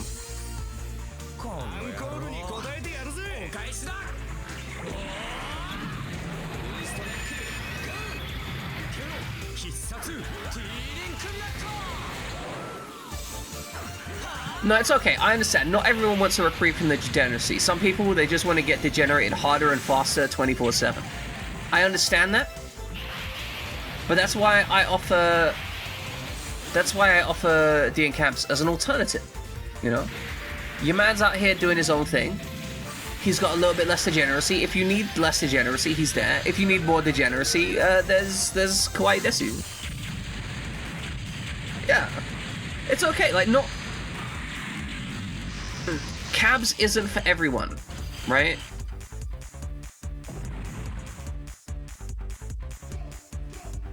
But if cabs is what you need, then I'm gonna advertise them. Exactly. I'm like the midway point. Like, I'm a little bit degenerate, but I'm also willing to get into... So I was having this general kind of talk with Dupu, like, yesterday, day before, something like that. And Dupu was kind of discussing how, like, he admires the fact that I'm willing to get into discussions and have really big, deep, like, dives on potentially emotional and traumatic emotional and traumatic and triggering subjects, which not every streamer is out to do. Dupu says himself that he tries to kind of gently steer away from that kind of stuff because, you know, he doesn't feel really good and comfortable talking about it. And there's different themes on different streams, right? Yeah, exactly. Cabs' decision to be family friendly on his stream is his decision to handle that in his situation. He's like, this community is the community I'm crafting, and I completely respect the hell out of that. And you see, I know that Cabs is actually lurking right now. I can see him on the list. Like I can literally see him there. Like I know you shouldn't call out your lurkers, but I know he's lurking, so I know he's listening to all of this while we just talk about him. I just thought y'all should know that because it's kind of funny. But Cabs is actually a foul-mouthed motherfucker anytime he's off stream. And also, just because you don't swear, right? I'm joking about the foul-mouthed motherfucker thing. He's not actually a foul-mouthed motherfucker. But just because you don't swear doesn't mean you can't say utterly scathing comments.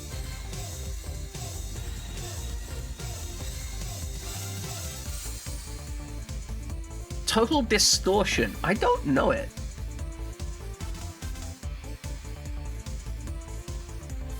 What is total distortion? Oh, that looks fucking weird. Oh, okay, that's interesting.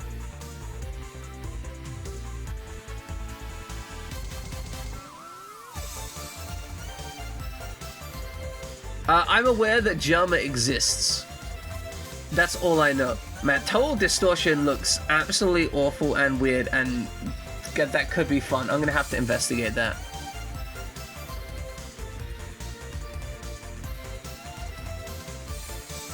But yeah, I'm aware that Germa exists. I don't really know anything about them. I know they're like a big popular YouTuber, that's it. Look, honestly, I've seen like 6 images on the internet and I'm already on board. It's already going in my notepad.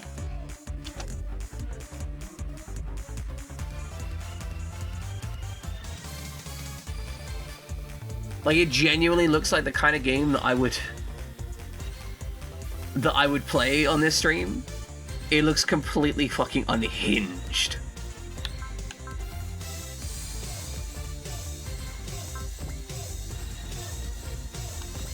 Okay.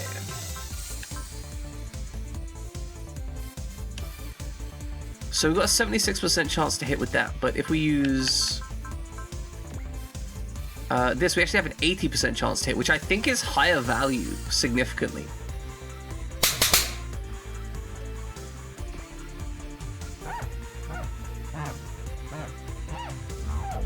Like, that makes us happier. We really want to kill this guy this round.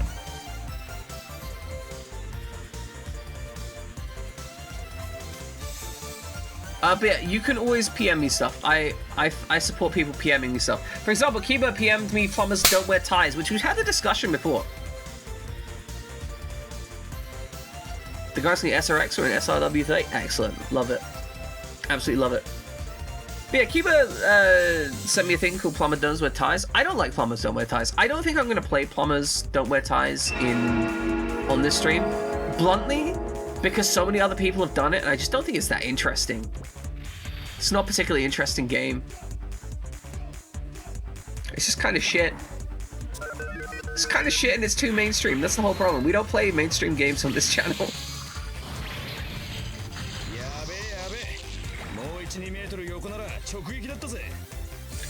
Kiba, no, it's not the horniest FMV game. I assure you. It is terrible, though. It is very terrible. There are, however, like, actual horny FMV games whose goal... I mean, for example, there are FMV games which are literally... Oh, you can unlock straight porn videos? Okay, fair enough. Fair enough. I didn't realize you can unlock the porn videos.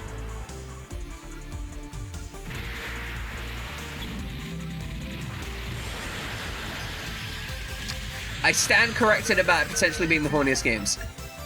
In terms of game, though, I have to say I have seen games where the objective is to take pictures of girls. Like, there was one game where you were playing a photographer, and the goal was to, like, press the shutter button when the girls were in compromising positions. That was the entire game premise of the FMV game. It's like you wait for them to be in a compromising position and you take a picture, and your goal is to get as close to the most compromising position as possible and get the most amount of compromising. The guy game. Oh, was the guy game the one? That was the one that released where they used, like, they went and took a whole bunch of video from they basically asked borderline strangers, like, hey, you know, do you want to, like, drop your shirt and we'll take a picture of you, right? Yeah, girls at spring break, awesome trivia and all that. And turns out that one of them happened to be 16 or something. So I feel like that's not, I feel like that's kind of excessive to call it child exploitation material, personally, right? Because that's, I feel like that wasn't intentional, right? Nobody went in there with the objective of trying to find underage girl. Or maybe they did, right? But I feel like they didn't intend to do that. They just fucked up. Yeah, it's... I feel like accidental... Okay, they claim we should give him a fake ID? Yeah. Possibly true.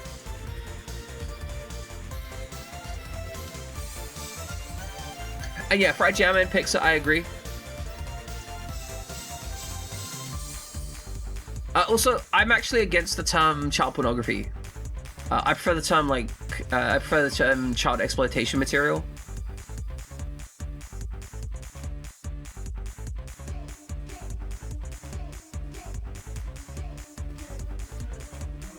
Just because I think that's a more accurate term.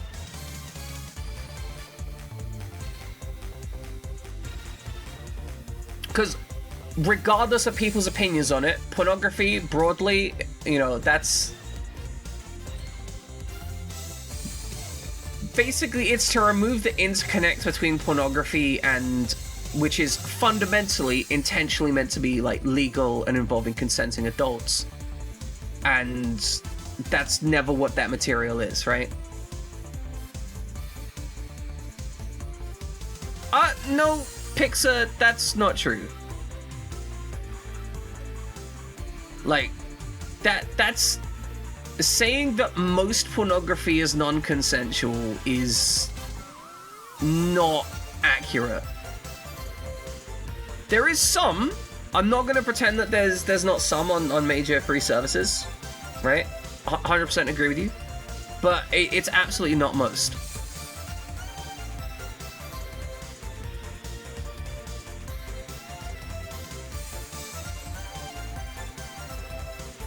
Like, I do want to be clear, right?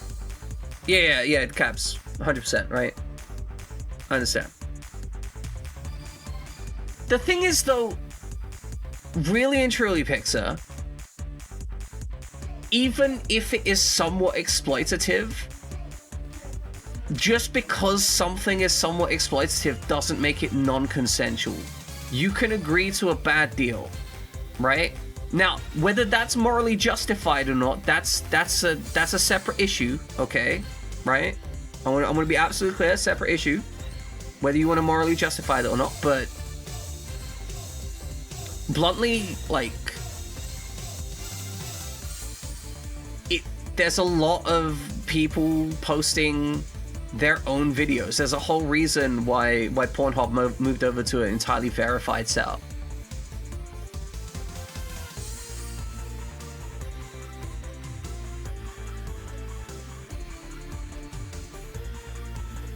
Right, I mean, as said, there's a reason why Pornhub moved over to the whole verified setup. And I think that's a good maneuver, right? I genuinely think that's a smart maneuver, because it means that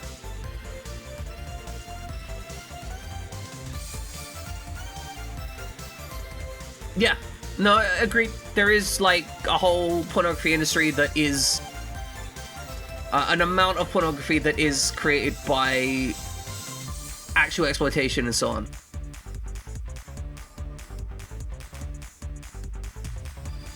Yeah, right. Like this is kind of the whole issue. It's one of those. There is always going to be some amount of material that is definitely negative and 100% morally objectionable. Like there is no reasonable argument for it to be not morally objectionable.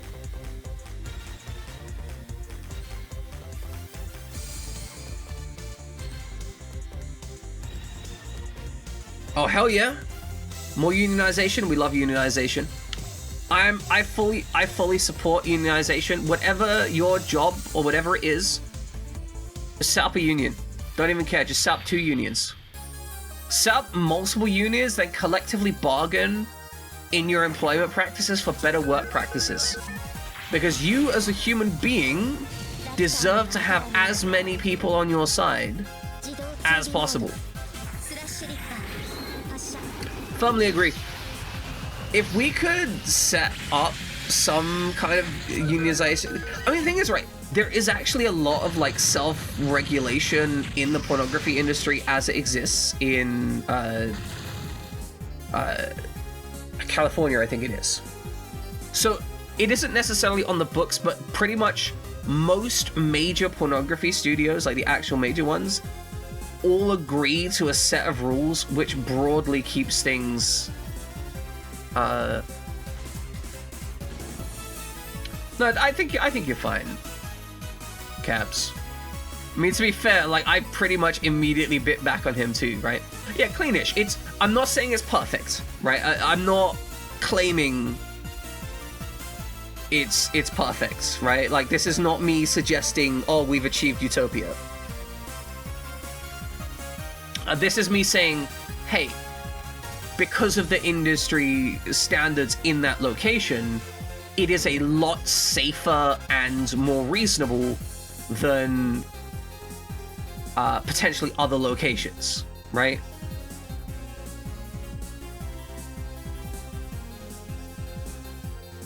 Yeah, that makes complete sense, Pixar. You made a decision for yourself to... I do think it... Yeah, I agree with Fried German, right? It's still a concern.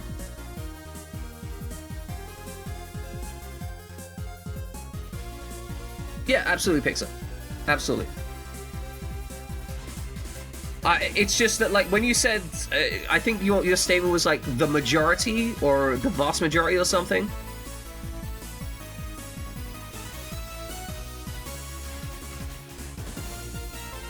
And that would be like Michigan Report from Hell?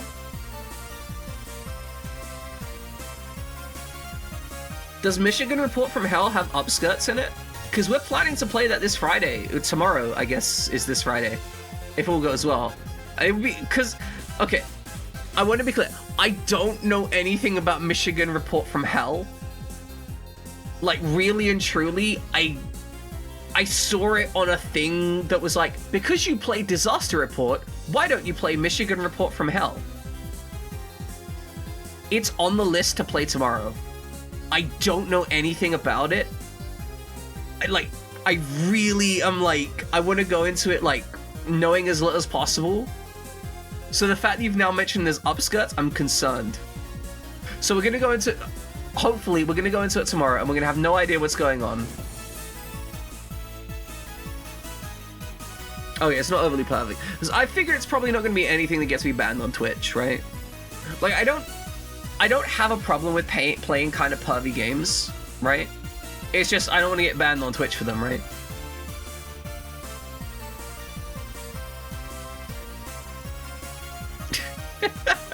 That makes sense, Pixar, though. Like, you're kind of getting to a saturated market point.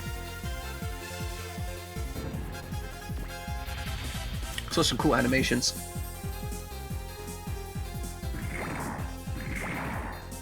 I will say, one advantage of pornography becoming more mainstream in terms of discussion is that we are getting to the point where it isn't it isn't considered a career-ending situation to have done sex work at some point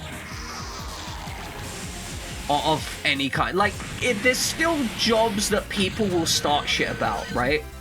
But like, we're no longer in this complete bubble of like, hey, if you ever worked in any kind of sex work, then you will never ever work in a reasonable job again. And I honestly think that that's a fantastic thing, because it means that people who go into sex work have the choice of leaving sex work, right? That's fantastic. That's a massively good thing, right? Somebody can go create some pornography and then be like, this isn't for me, and then do something else. It's much harder to trap someone in the industry. And because of that, it means that they get paid better. A person having options means that they can demand more payment. 200% unhinged. Okay, fantastic. Absolutely fantastic. Oh, no, I'm not the best. I'm like, I'm mid-tier streamer at best.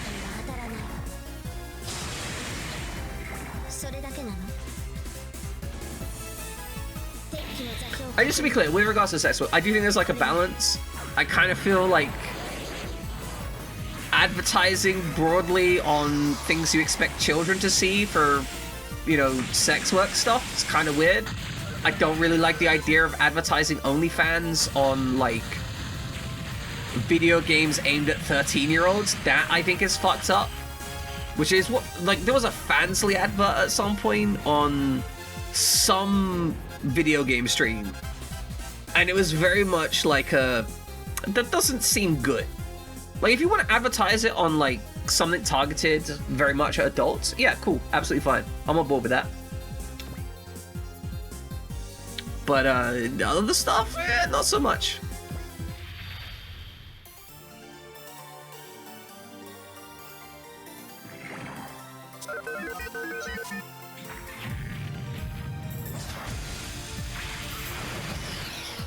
No, I completely understand, Cubicle, 100%.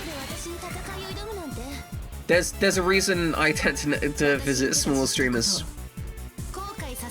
And yeah, internet marketing is so unregulated. So in the UK, we have a whole bunch of like really clear regulation regarding what and how you should advertise regarding media. And it's generally fairly clear of like the distinct separation between media and content and so on and so forth. However, while they technically are required to enforce this on the internet, they almost never do. And it produces really unhinged, like, for example, we've had issues with political segments creating attack adverts and then only showing them in geo-IP located areas. So they're essentially like having a specific area be advertised to with these political attack adverts, but only in like the very high accuracy, as it were, meaning that they're only getting those adverts are only being pushed to people where they can make the most difference, which means they, you know, that's really smart in terms of advertising, because it means you need to spend much smaller amounts of budget for much bigger amounts of outcome. However, it means that not everyone is getting the same political narrative, which means that people can't judge things by their own merits. For example, if I found out that a certain political group was using a political smear campaign as part of their advertising, I would not vote for them. But I'm unlikely to find out about that if they're very specifically targeting specific areas that are only in the edge case scenarios, which means that it becomes not that big a deal. I feel like that's kind of insidious.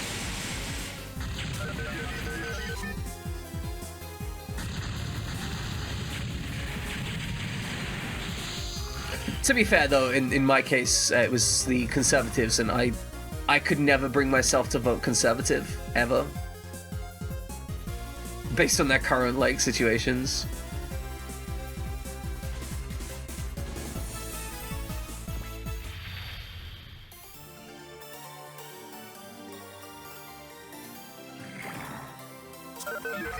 How bad scammy ads are on YouTube? Go to the website in incognito mode. I don't have so many issues with that. This is because I think I've blocked I've blocked so many ads that I've reflexively blocked everything to the point where using a browser without like 100% ad blocking on everything, including YouTube, just doesn't work. I can't use the internet like that. YouTube's trying real hard.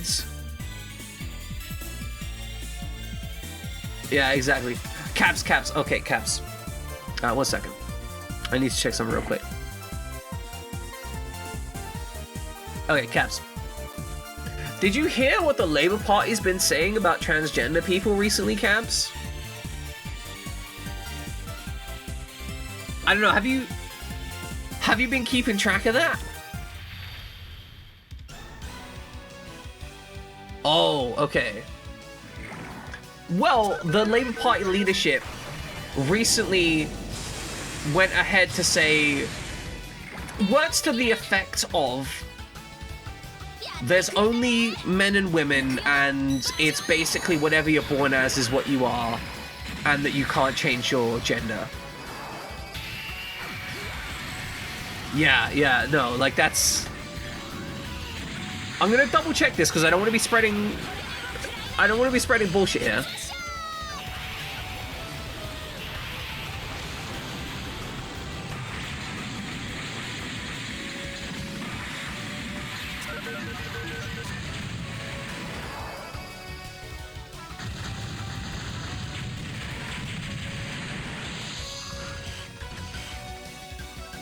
Where are we looking at? Oh, fucking thing's trying to...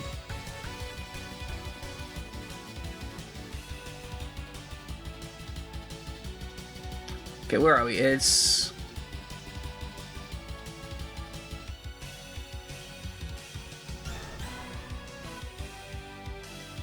I apologize, I can't look this up in the middle of stream, I think. It's gonna take a while to find the resources and whatnot. But suffice to say, the Labour Party stance has been some bullshit recently. I'm very upset by that.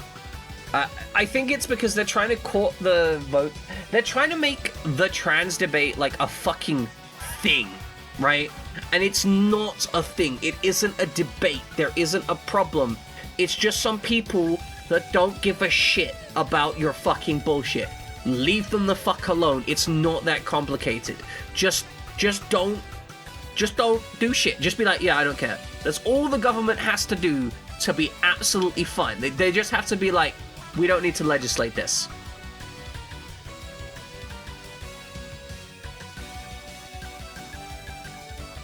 That's also true. It is barely a debate if they're agreeing with the opposition. It's just... It gets really, really frustrating because it's not their fucking issue. Like, it's got nothing to do with them. This is not a voting topic. Like, if you want to have arguments about, like, immigration policy or, I don't fucking know, like, economy or all of that shit, those are completely fine, right? I am fine with people having big, strong opinions about immigration policy, even if I disagree with those opinions about immigration policy. Because you know what? Immigration is actually fucking important to the country. It matters, right? It will change the way a country behaves and functions depending on the immigration policies around. But holy fuck, trans rights do not change a fucking thing. Just accept them. Just be like, yeah, you're here, I don't care. And then fuck off. I'm sorry, I'm quite passionate about this.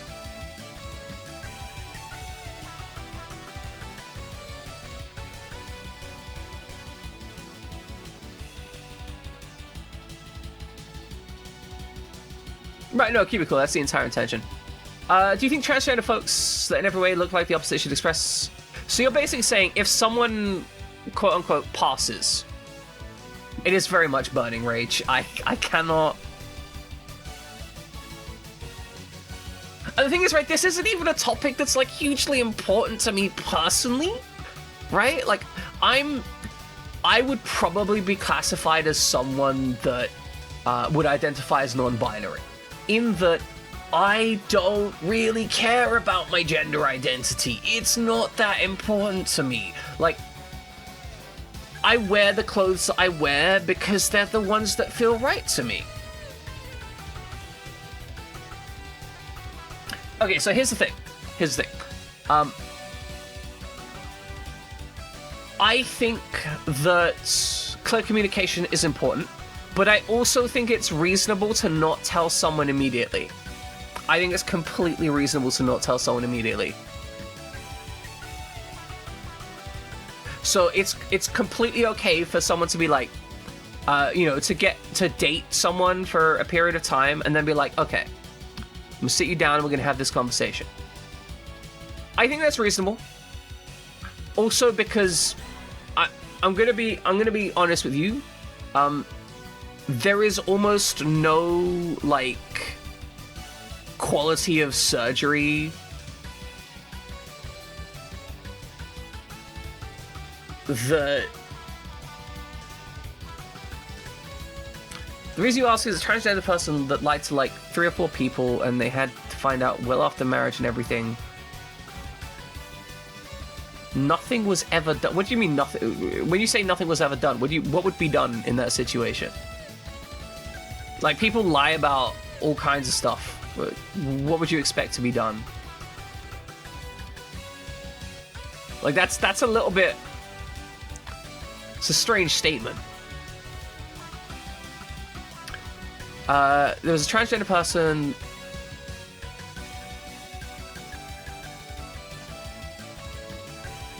Okay, so to be clear, okay, we're clarifying this. Okay, so they married someone. I'm assuming that they didn't have sex before marriage, because I'm gonna be blunt to you, Pixar. I don't know if you're familiar with like transgender issues. Generally speaking, it is not difficult to realize, like, upon having sex with someone, it's not particularly challenging to find out about that stuff. There is just, no matter how high quality whatever surgeries that they've chosen to have performed are, and not everyone gets surgery. It's completely fine to get surgery. Cubicle is just Cubicle is just shit talking. I'm fairly certain. I don't know for certain. I'm fairly certain he's shit talking. But generally speaking, upon intimate interaction, it's very clear, right? So I feel like in a case where... See, this is complex, because in your specific situation, I presume you're discussing someone that is waiting until marriage for sex. And if there's a whole bunch of... Okay, that's fair. That's fair, Summer. There's a lot of guys out there that really... Then again, most guys... Like, it is statistically almost 100% of men has seen pornography. Like, whether or not you agree with the goodness or badness of pornography, almost 100% of all men have seen pornography. And it is amazing that apparently so many men don't know. Because, see, the thing is, Summer, the fact that you say that, I know that your statement there is true, but also, like, yeah, sorry, 100%, yeah, men, adults, yeah. I mean, we're discussing men in this context, but yeah. I've heard Lady Garden before. Yeah, women have also seen pornography. That's true. I was discussing men because that was the context in which we were discussing this. But Yukiba, you are right. Yes, it is almost 100% of all adults have seen pornography.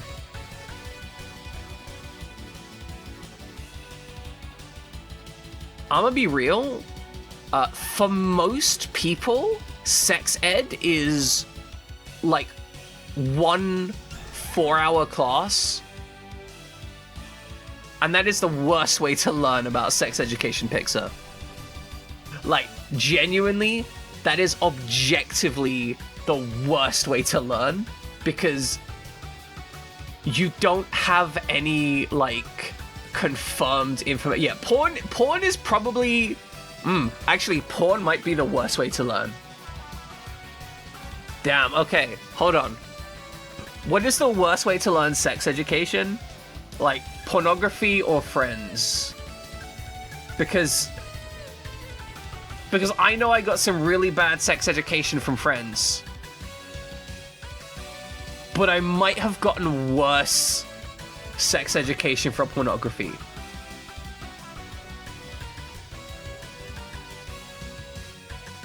Yeah, it's close, right? I can't... Okay, I think that pornography will cause more self-esteem issues. See, I think... Okay, here's the deal. I think Friends are sometimes good, right? Because some of those friends are going to have a good education. But for pornography, if your only sex education is from pornography, you will 100% have self-esteem issues.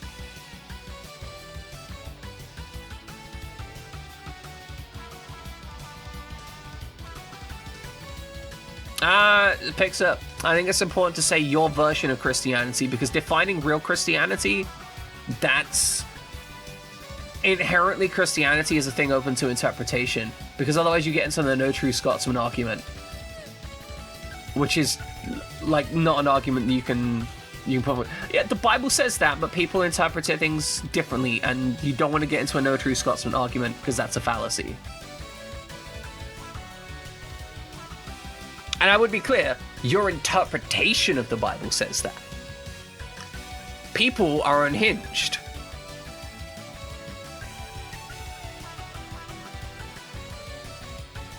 No, it's still an interpretation, even if you think it's incredibly specific. Yep, no, I understand Pixar. But you can't say casual shit like, real Christianity says this, because then you're defining a religion in very specific terms, and you're also ignoring potential secondary media, other interpretations, other conflicting things. Like, there's so much stuff. We're not going to get off onto it. I'm just saying that otherwise, if you're defining that as only real X does Y, you're in a no true Scotsman argument, and no true Scotsman arguments are bad. Don't do them. A person is a Christian if they say they're a Christian. That's basically it. You might not think someone's being a good Christian, but they are still a Christian if they say they're a Christian.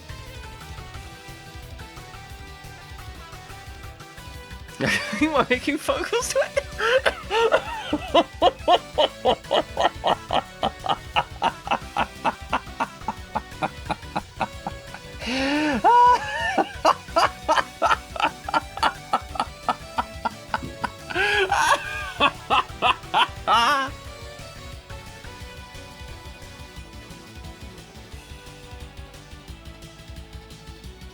If you want to get into that, you got to take that to private conversations, DM each other.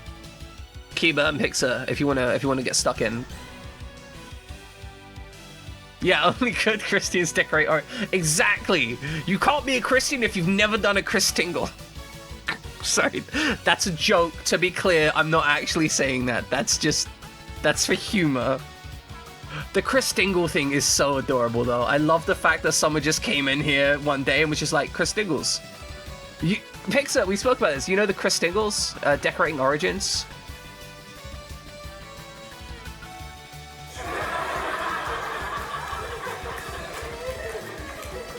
Yeah, everyone was like, what is this? Yeah, so someone was...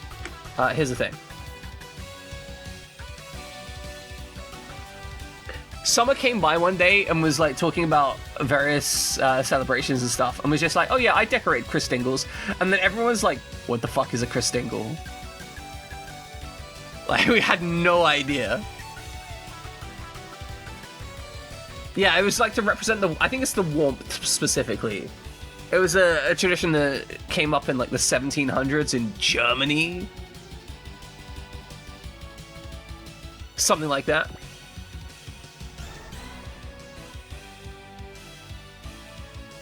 Like, actually unhinged, but kind of awesome at the same time.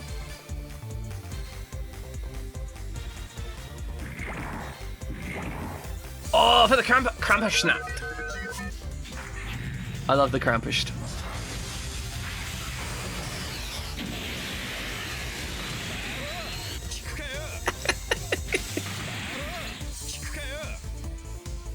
I love that that's just a thing that you can drop here. He's like, here's a clip of the streamer laughing like a madman.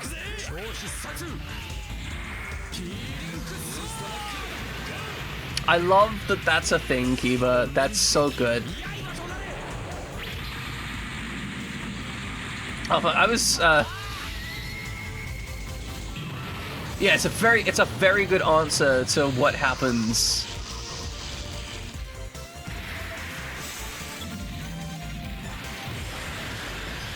But right, okay. I was answering, you just bought a replica of the Krampus bell from the film. That's so good. I love that. Like, I don't celebrate Christmas because of, I have a lot of really negative emotional associations with it. But I love when other people are able to have, like, really cool traditions like that that makes them happy. It genuinely brings me joy that they can actually make it a special time of year. By comparison, I remember one time when my brother beat me with a Christmas tree. Yeah, we were having a brief discussion about transgender consent, but we got distracted. I was going to get back to that. But yeah, I think that it is... I think that it is reasonable for a person that you're trying to get into a long-term relationship with to be informed. However, I also personally think that if someone is out there trying to go for a one-night stand type situation, I kind of think they need to do their own due diligence if they care about that. That's my opinion. Like, if someone's out there for a one-night stand and their partner is like, you know, their partner is a trans woman, right? Either they do their own due diligence, or they just accept the fact that they might fuck some really hot trans girls. Like, that's it. I mean, personally, I'm like shrug shoulders, I'm down, right? Like, I'm down for trans girls, I'm down for girls, I'm down for femboys, boys, like, whatever arrangement of anatomy, right? I'm down. I don't see any reason to be judgment. Like, if I walk up to you and be like, "Can I buy you a drink?" Right? Because I'm trying to date you or something. Like, that's the end of my care about your gender, right? Exactly. Like, the moment I've come up to you and said, "Hey, you know, I think you're kind of hot," then I haven't. That is the gender question answered, right? Like, your body is attractive to me. Everything else is really just a question of, like, physics, right?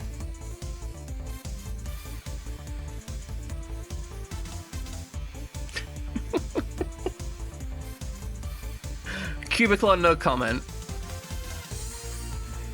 Times of war, every hole is a trap. It's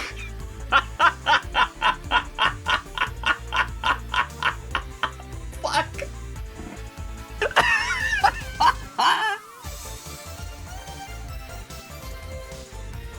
That is... It's perfect. Absolutely perfect.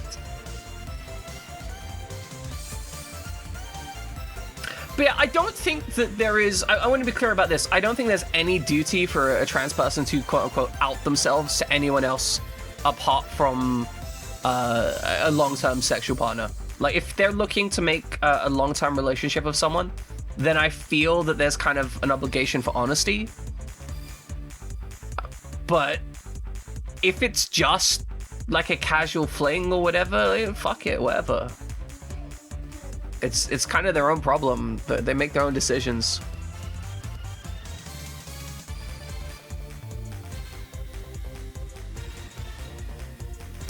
No, so you and tell a partner about non-binary feelings? That's fair. I think that's completely reasonable.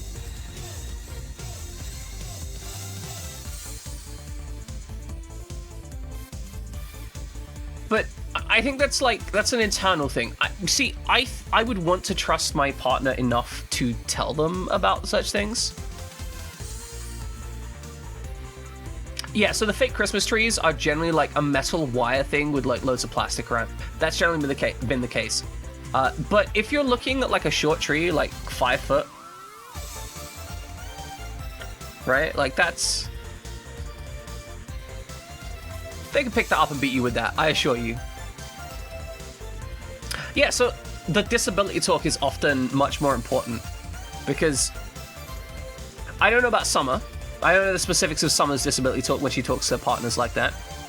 But for me, there's a certain amount of talk I have to be of like, hey, so my legs don't work properly. Sometimes I can't really get up. And so sometimes you're going to be like, oh yeah, let's go do this. I'm going to be like, no. There's going to be some things that you want to do that sometimes I will just say no. And you need to accept that because that's non-functional. Like, sometimes shit just doesn't work. If you can't deal with that, then we're gonna have a problem and we need to not be in a relationship. No matter how hot you think I am, it ain't gonna work. Because some days, it don't work. Have 24/7 Netflix and chill. Absolutely. I mean, I also have, like, bluntly, because I talk casually about this stuff, I have... Holy fucking shit!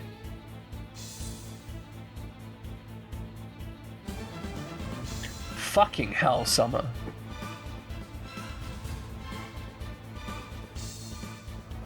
Yeah, okay, yeah, that makes sense. I would also make that person an X. Like, okay, so I want to. If you're comfortable talking about this, Summer, right? You don't have to be comfortable talking about this, but can I ask if they were like putting it forwards in like a joking way, right? Or were they like being serious? Like, was it an actual like, hey, so you know, I've got this like kink, like maybe we could try like that, or were they just be like, haha, it'd be really funny if, like, what? Where was the bar on this, right? No, they were serious. Okay, this was dead serious. This was like they come on like, hey Summer, so you know how you have seizures. I was wondering if we could put some flashing lights in the room so I could fuck you while you're having a seizure. Like, it was that, right? Like, they were like, hey, let's put some flashing lights up and.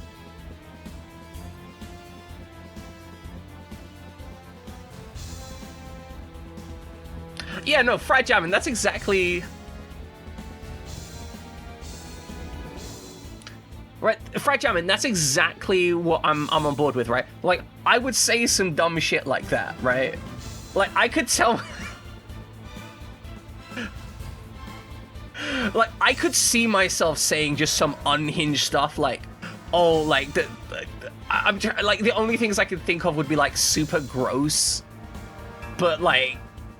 I could see myself saying something like, oh, you know, I wonder if it's better during the seizure or some shit like that, right? Like, it's kind of gross, but it's not meant to be like, hey, I want to do that. It's meant to be like, haha, let's make light of this kind of serious and complex thing. But they were offended when you said no.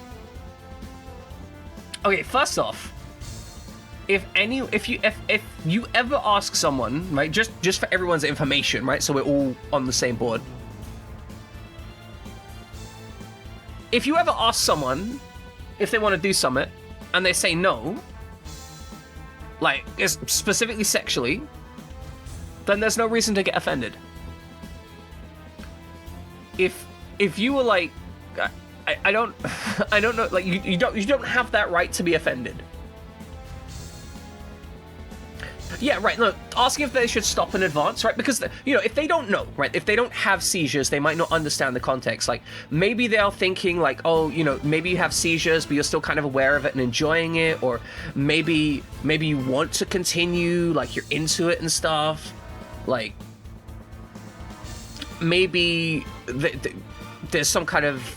Like, they don't know, right? They're ignorant. They have no understanding. They want to understand is like, hey, like, if this happens and I see it, like, what do you want to happen? How do we work with this? How do we understand this? Like, do we keep going? Is that what you need? Is that what you want? Like, because, you know, there are people that, for example, have... what's the word? There are people that can, like, faint or like, fall asleep randomly. And very often, it's during moments of intense activity. So they might be like, hey, you know what? I want to continue because I'm personally fine with continuing. As long as we've already consented to the act, I'm actually cool with continuing because, you know, I'm probably going to pass out at various points, but I'm still going to enjoy the act overall. So, yeah, narcolepsy, for example. There's some other things, like some blood pressure stuff, but just broadly speaking, right? Like, maybe they were like, hey, you know, I want to continue anyway because of the reasons. That's completely reasonable, right? That's completely sane. Having that discussion is it's a worthwhile discussion. It's a discussion about, like, a disability and how to make you comfortable and feel safe when you're doing something intimate.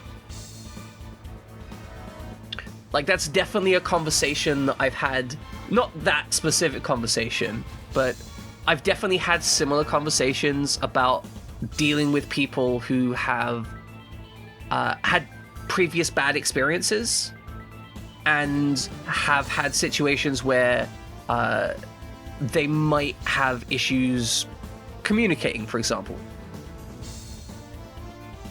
Yeah, no, like, the line is when you said no and then they got offended, right? Like, that's the line where you're like, oh, that's actually an issue. Like, you're actually fucked up. Like, you need to leave. You need to be an ex, not a current. Like, you need to be gone.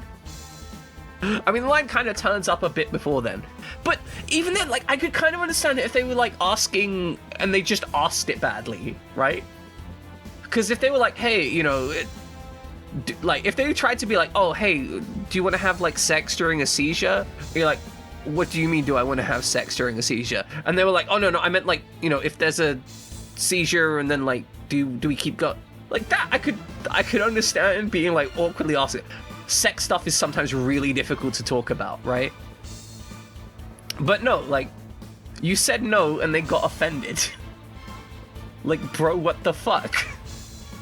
Like, actually, what the fuck? Like, if someone asks me to do something, like, for example, if someone asks if she can peg me, and I go, nah, I'm not into that. That is the end of the conversation, and someone knows that, right? She'll joke about it because we're friends, and we'll tease and stuff, and it's great fun, right? But if it's, like, a real question, I'm like, no, I'm not into it. Then someone goes, okay, cool. And that's the end of the conversation, because Summer respects me and respects my boundaries.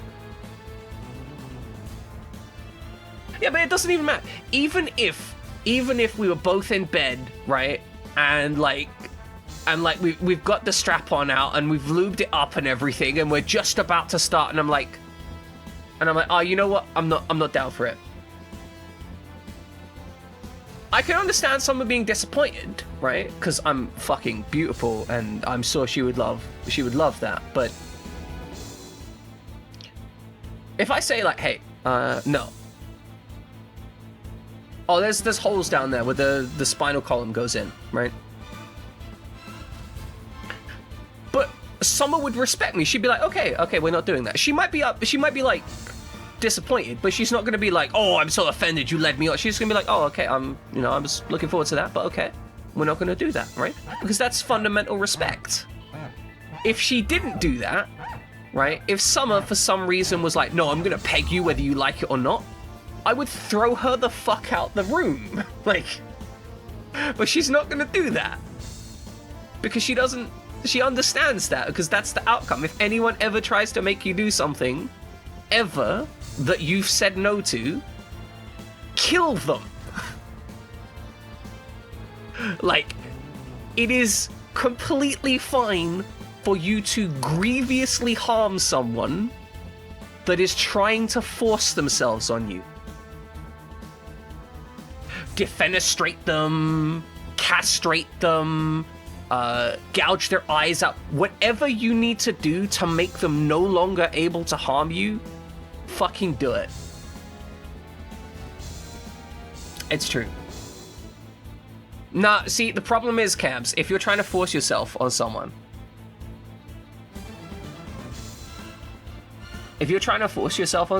you've lost all right to consent.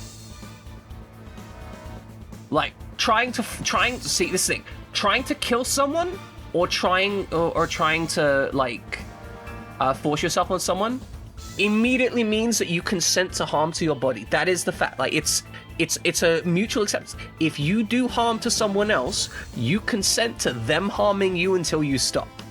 That's it. That's the line, right? That's the line in the sand. In fact, not just them, anyone around, right? Like, everyone is welcome to harm you until you stop. Now, once you stop, that is where the line ends. If you are put in a position where you can no longer cause harm, that is where the line stops. You can no longer be harmed from a moral perspective. For example, if someone were to try to force themselves on me, and I were to punch them in the face, immediately knocking them out, that act, completely justified, fine, normal, good, and encouraged. You should do that if you have the capability to do so. It is okay if you can't. For anyone that suffered through this shit, it is absolutely okay if you couldn't bring yourself to do that at the time. You had the right to do that, but I can understand why you might not have been able to, or why you might have been afraid to. That's okay. I will still love you, support you, and you're still deserving of care and affection. Just to be clear, in case anyone's worried about that. But once they are unconscious and no longer able to continue, then you need to have a basic duty of care to vaguely make sure they don't die and call the police.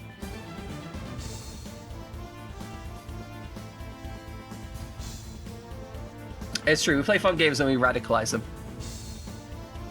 I would argue that this has like 0% radicalization though. This is just me being very, very passionate about the boundaries of consent. Yeah, exactly. Always join cults. Yeah, exactly. Exactly. The idea of this being radical is unfortunate. Yeah, no, it's... I have a very... a very strict line in the sand when it comes to... Oh, we can pick up the thing. Yeah, this is good. I have a very strict line in the sand when it comes to, you know, this, how to put it? I can't think of the best words I'm trying to use. Bodily autonomy.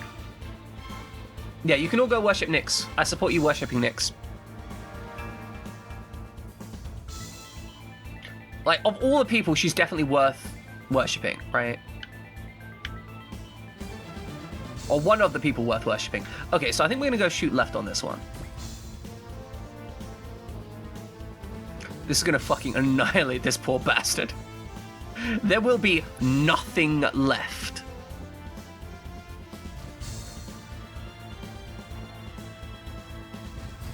But yeah, so as I've broadly said, I have a very strong opinion about bodily autonomy and the right to bodily autonomy. And very fundamentally, apart from an extremely limited amount of circumstances, you are the complete and total owner and controller of your body, for better or for worse. And that means you can make bad decisions for it too. You know, if you want to take drugs or whatever, I don't have to agree with that for you to have the right to do that. A jester hat as a redeem. I'll write that down. I know we got the pilot hat as well.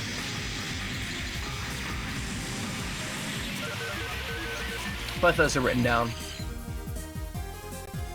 There's so much stuff I want to do, but I need like... I need like money.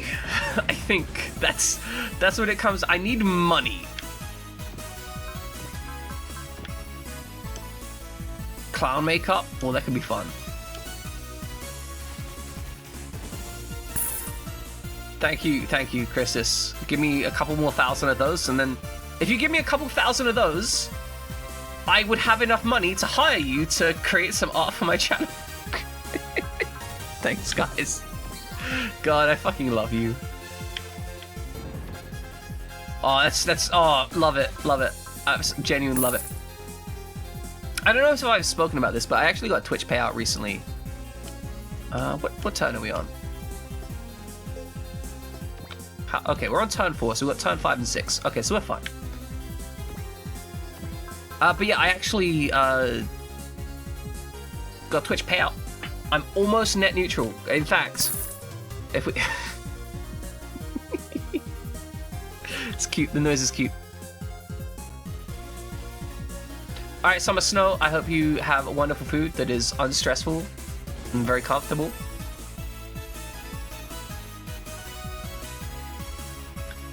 Yeah, okay, guys. If I manage to make another £39 on Twitch, I will finally have made more money on Twitch than I've spent. Assuming I don't spend any money in the 2 months that it takes me to get that. Which I will, but it's kind of cool that I'm that close.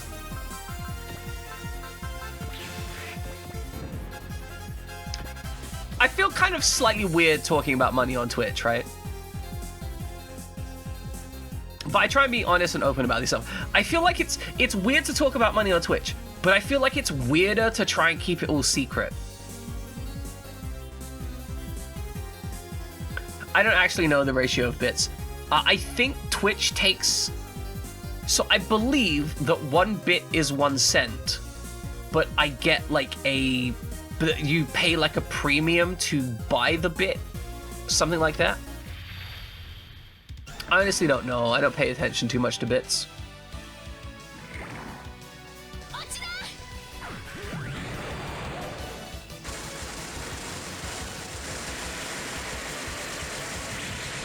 Okay, Twitch rewards streamers for cheers at a rate of 1 cent per bit. So...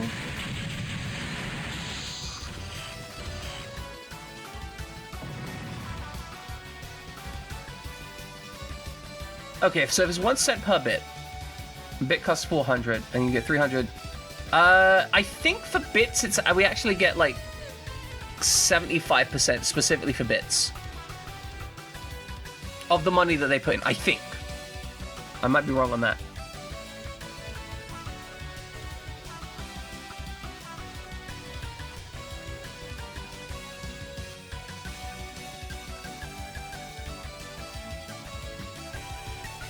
Okay, 100 bits. Okay, 100 bits on Twitch are worth exactly $1.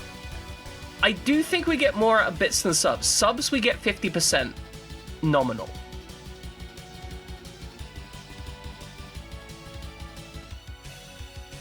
How much do bits cost in the US, though? That's the question, to find those ratios.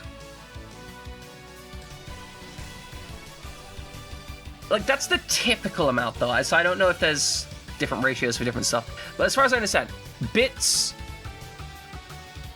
So if theoretically, if you send me 100 bits, I get $1.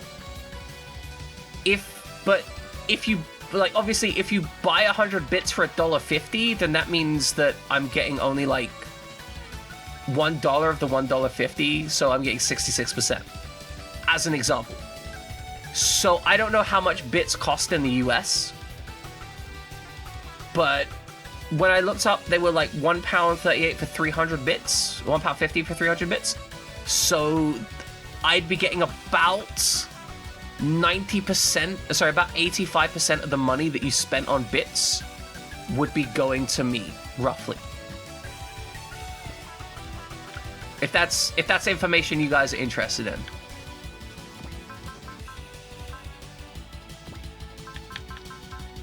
Use resupply on my boy here, because he's got no energy. None whatsoever. It's all gone. Then use the resupply action. I mean, I fucking guess.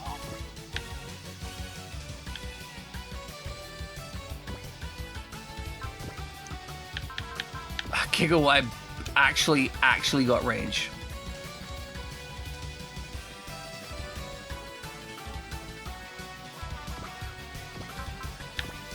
Sheath Thunder looks decent.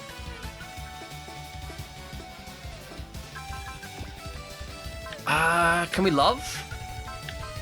Love and Zeal? Fuck it, why not? Get over here and just absolutely ruffle stomp some poor bastard. Do it. Fucking... You know what? If we're doing it that way...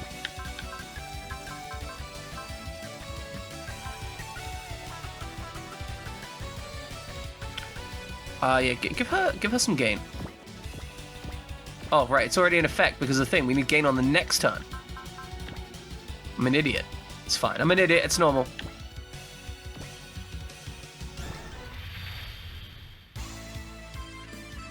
Oh, for reference, like, the higher subs you get... I think that's the intended thing. Honestly, I think Twitch is just... I think Twitch should be having, like... Twitch should have it set up that subs are 70% as a baseline. Honestly, right? Real talk. I think it should be 70% as a baseline. Because, you know, I'm out here doing all the work to make this content. But I also kind of don't give that much of a shit because I'm going to be real with you guys. I don't think I am ever going to make real money off Twitch subs and bits. Like, even if I get, like, pretty popular, I'm not going to make money off that. I think the only place I'm going to end up making money, like, actual money, would be on promotional stuff. Like, people see me play games and, like, let's get this guy to play our game.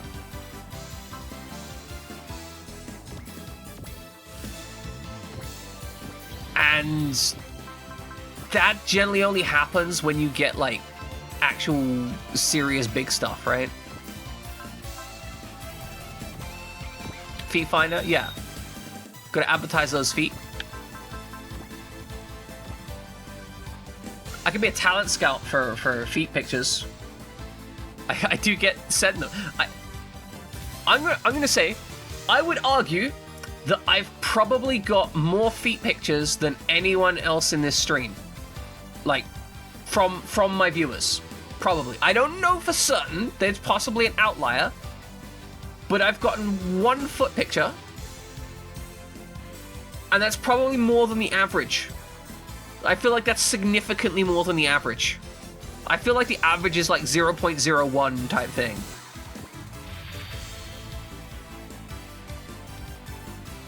Like in a box? Are we gonna cook them and eat them? I'm down for that.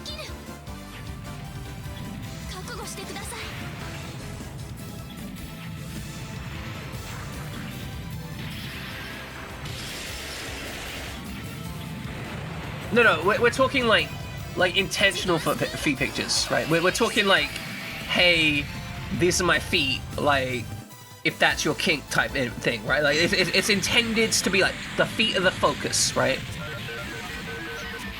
Like, as having a foot in the picture, right? I've had my feet in pictures before, right? That's the thing. Like, feet pics likes Discord. Good. I hope that brings you joy and happiness. Still 0 for butt. I fucking love it. Like, when you make these, when people make these, like, they're like, okay, I need you to specify, like, is it this or this? Like, I need to highly, like, we need to break this down into, like, 3 different categories. Also, I've got 0 in all 3 of these categories, so it's meaningless to me. I think it's, like, the best shit. Like, it's dumb, but I love it. Alright, so we're gonna pop Heisel's focused onto this guy.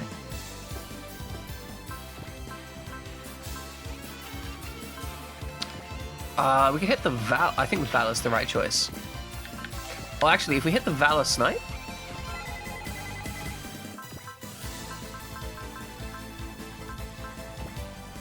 Valor Snipe. Oh, that's okay. That's not what I wanted, actually, thinking about it. I really would like to hit this guy. I don't think there's a way for me to do that, or I would. Genuinely. I will do anything for money. That's... We kind of wasted that Valor. Ah, well. Appreciate it, Kiba. Appreciate it. Just smack me in the face. Just keep me honest, right? I wouldn't actually do anything for money. I'm not that kind of... Thanks, Kiba. Appreciate it. Yeah, target in sight. Pew, big pew pew pew. I deserve it, it's true.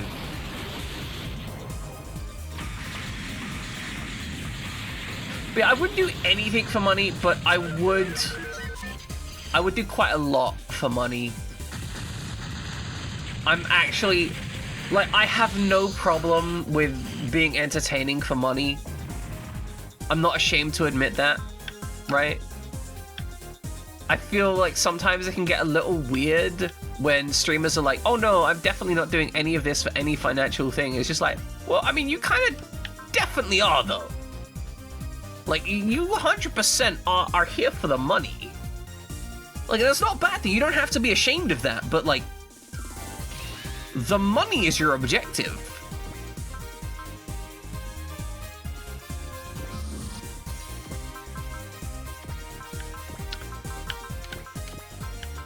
Okay. Yeah, exactly. I'm ready from Black Lagoon. That's how it works. Okay, Valor persist. Looks solid.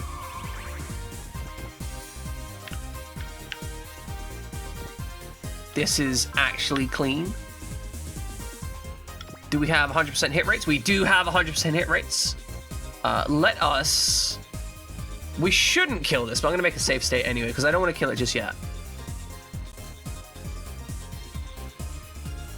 Because we make sure we get all the secondaries first.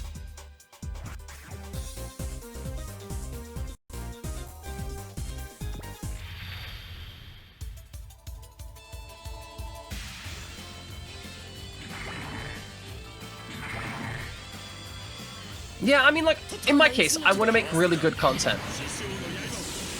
But I feel like there's this kind of feeling that if you pretend that you don't like the money, that people will think you're more honest about the thing. It's like, no, I like the money. I'm happy to receive money in exchange for... Fucking hell, that was 25,000 damage. That's disgusting. Anyway, as I was saying, I'm happy to receive money in, exchange for the entertainment that I hopefully deliver. That's terrifying. Right, that's the thing, right? You don't want to care about the money and the numbers. I mean, in my case, I do care about the numbers because I want to produce good outcome. It is actually horrifying. The combination of these two is terrifying. They just did, like... They almost one-shot this battleship, and, like, I was like, oh, they're not going to kill him. They could have killed him. They could have killed him. That was an option on the board. That was an available choice for them. I need to not... The only issue with that is a really long game. I don't know if I have the, like, emotional capacity to play another game that long right after this. Is it not? I thought it was like 100 hours or so.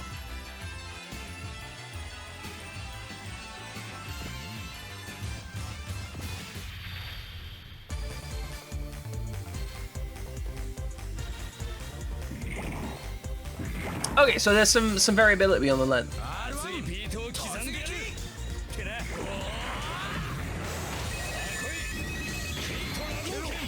Speedrun time, Gazaya. Gazaya? Who the fuck is Gazaya? Disgaea. Yeah, I mean, generally, I prefer to play games that...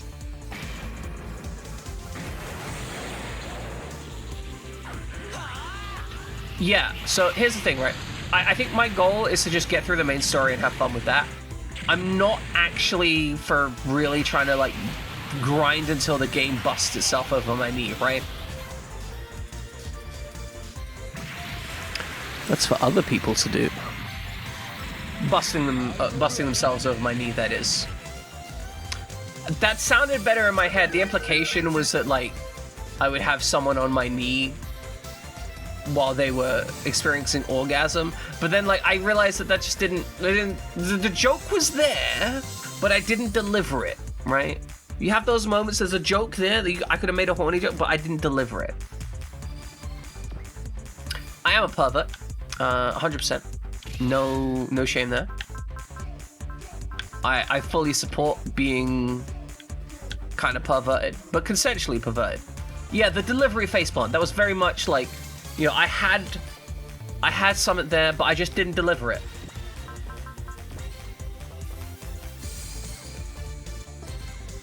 See, I very much support, like, on an emotional level, you know, just accepting that people are kind of weird, and it's okay to be weird.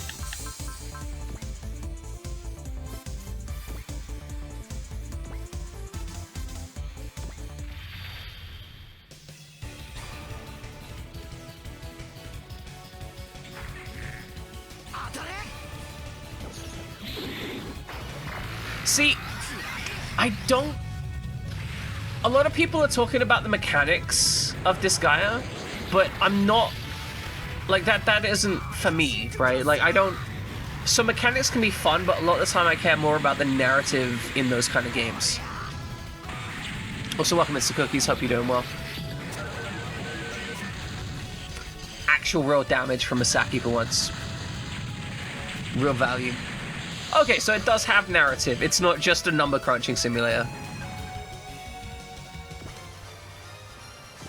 Misaki has some cool attacks. It's just that he doesn't have enough of them. He doesn't have enough, like, other high value shit. Okay, can we get the XL? Get over there and mess this guy up. Oh, yeah. Okay, we can mess this guy up this time. Can we hit you with our moose knuckle?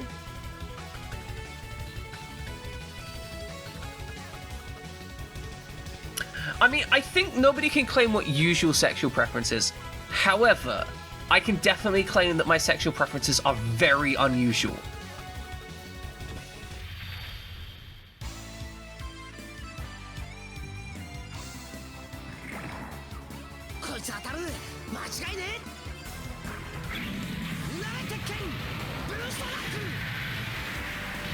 I would absolutely sleep with some of these robots.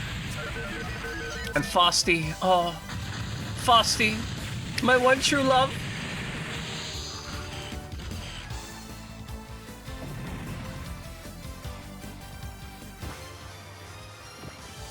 Get that big telekinesis buff. Can I somehow get you over here to kill this guy? Because I don't think I can.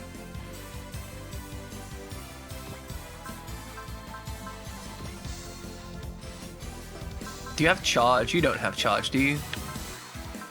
You've got Valor. If you had Zeal, you could do it. Daunt is not what I want. Yeah, this is just, it's not quite there. Okay, so I'm gonna have to hope these guys attack in the right turn order.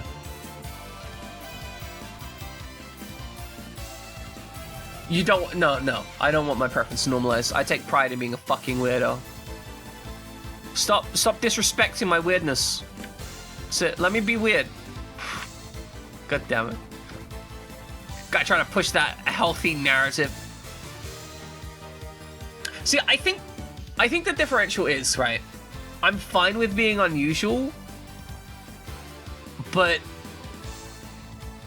I don't think there's any reason to be ashamed of that, right? I think I definitely have some strange preferences, but that doesn't mean that I should be ashamed of that or weirded out, right? Like, it's fine to be unusual. Like, it's also fine to be, like, completely quote-unquote vanilla, right?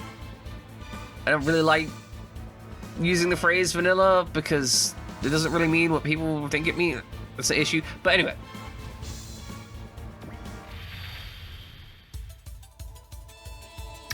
I don't feel shame for being into the things I'm into. I do think it's broadly a private matter, right? Like, I discuss openly a lot of stuff, but I tend to be, like, a little bit more quiet about, like, the specifics of what I'm into. Just because I don't think that's relevant to people that I'm not sleeping with, by and large. It's the same reason, like, I don't talk about specific romantic partners ever. Especially not on stream. Like, that's... Like, my relationships with other people are private matters. And so I won't discuss that on stream because that's not something that matters to you guys on stream. I feel like with regards to the objectives of the fact that I'm probably defined as non-binary and, like, probably defined as pansexual with maybe leaning slightly straight but not really, that stuff's important because I want to make sure people don't feel concerned about their own identities.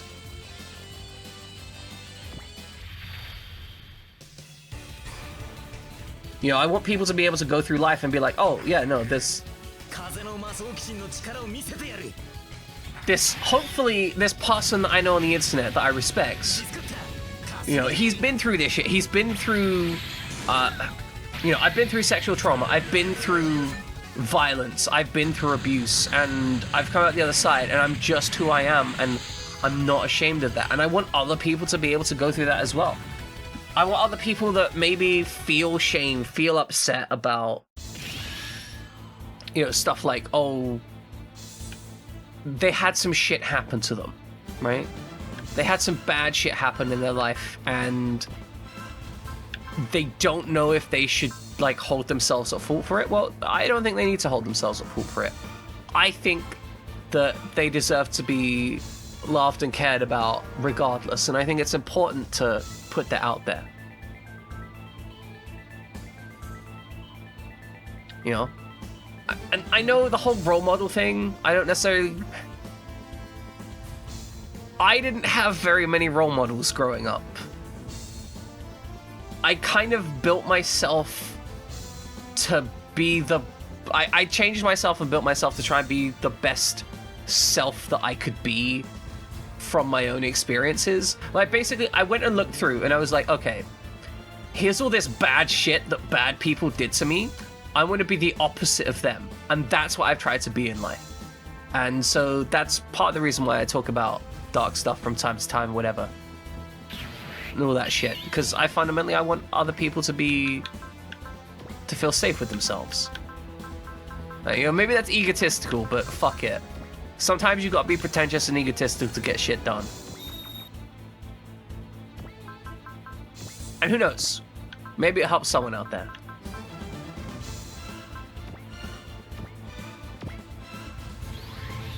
These guys are not going to help this guy, by the way. This guy's going to absolutely fuck this person up.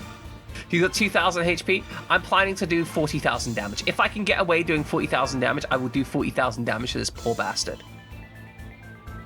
He is going to suffer. Look, he's even laughing at me. He's like, Hila. That's the thing's name, is Hila. It's laughing at me. It's going to suffer and die.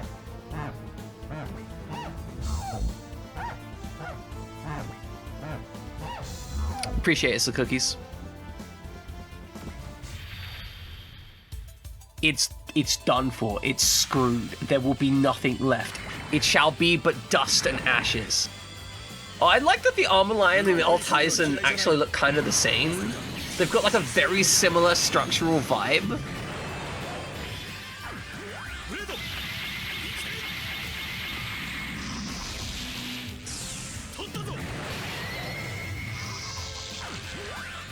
Okay, bro hits him with the, what, how much we did?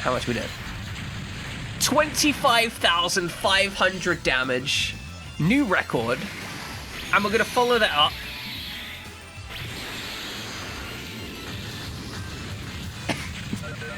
with another 10,000. Okay, so 36,500, roughly. 36,500 damage. That is enough to one-shot most bosses. And this is on like an incredibly high armor enemy. The enemy battleship is down. We're saved. All that remains is to negotiate with them on White Star. Oh, look at that cash money. And Leona gets a level. And we got the skill point. Got careless, didn't you? There's more? Hold on, what the fuck? That motherfucker just destroyed my crate. The battleship dropped a crate and she just instantly gibbed it. I'm kind of upset about that. There's more? Oh crap, the Shirogane! Say your prayers. What's the meaning of this, Nibal Mahal?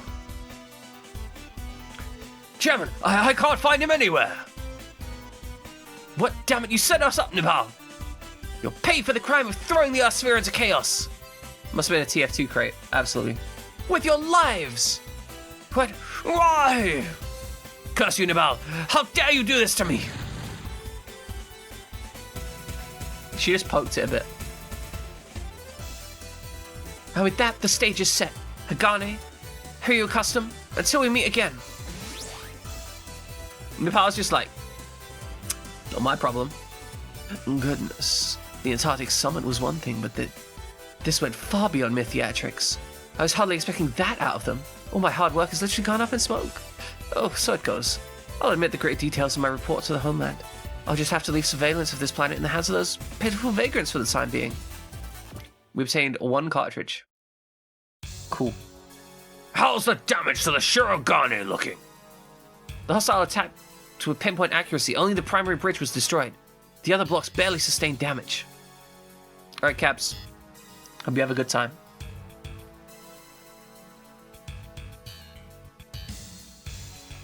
That being said, both Carl Streisman and the other council members present on the primary bridge are confirmed dead. Not a very satisfying conclusion. Brr. This is certainly a lot I don't understand. Why did the Arrogants behave like that, I wonder? And why couldn't I lift their skirts? Because I'm an old, perverted man. If only they were wearing lighter clothing and we were in the warmer environment. Perhaps a faction of their ranks opposed negotiations and sought to have Earth representatives assassinated. Oh, it must be a simpler way to achieve that than what we just saw at Daitetsu. Why would they go to such roundabout methods just to assassinate a single politician? That's what I don't understand. Could it be for the same reasons they destroyed the Geneva? Maybe they want to show us that negotiations are meaningless. That may be, but there's no need at this point. We got the message the first time. We certainly did. I'm not sure of a better way to phrase this, but I think this is a way of showing us consideration. Consideration? Their methodology aside, the end result was the dissolution of the EOT Council, shadow ruler of the world's government. That's a plus for Earth going forwards, not a minus. So you think it might be another way for them to reduce our so-called growth? Well, that's the only way to confirm the truth of the matters pending. Is to do what Chairman Streisman was planning. We had to speak directly with Levitara of the White Star. I'm glad you enjoyed the characters. Captain, we're getting transmission from Commander Laker at Far East Branch. Patch it through. Good work out there, Daitetsu. I've already heard the report. Unfortunately, the way things played out left something of a bad aftertaste. We don't have time to get to the bottom of what happened. I need the Hagane Shirogane Hiryu Custom to return to Izu base immediately. All preparations complete for Operations SRW? That's right. The final mission for the fate of mankind is about to begin.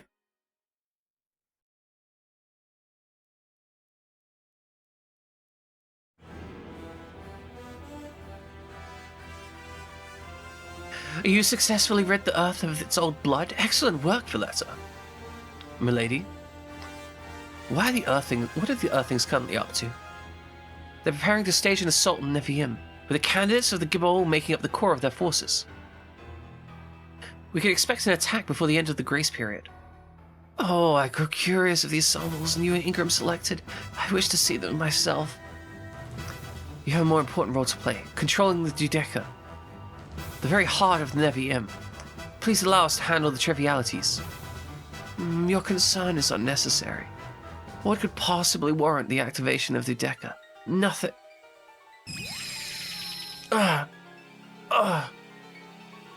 This flashing light, it's ruining my head. Man, I love bodysuits. They're okay. Bodysuits essentially smooth out all the natural lines on the human body, and they're just fantastic. More people need to wear them. If we could have a sci-fi future where everyone just wears bodysuits, I'm down with it. Everyone would look hotter. It's basically like wearing constant shapewear. Everyone would look hotter, everyone would be happier, like, we'd have better lives. And then also, right, they'd be easier to move around in. And you could also get like better ones for like when the weather's cold and also when the weather's hot. You could put fur on them too. You could line them with fur. No. Not just female.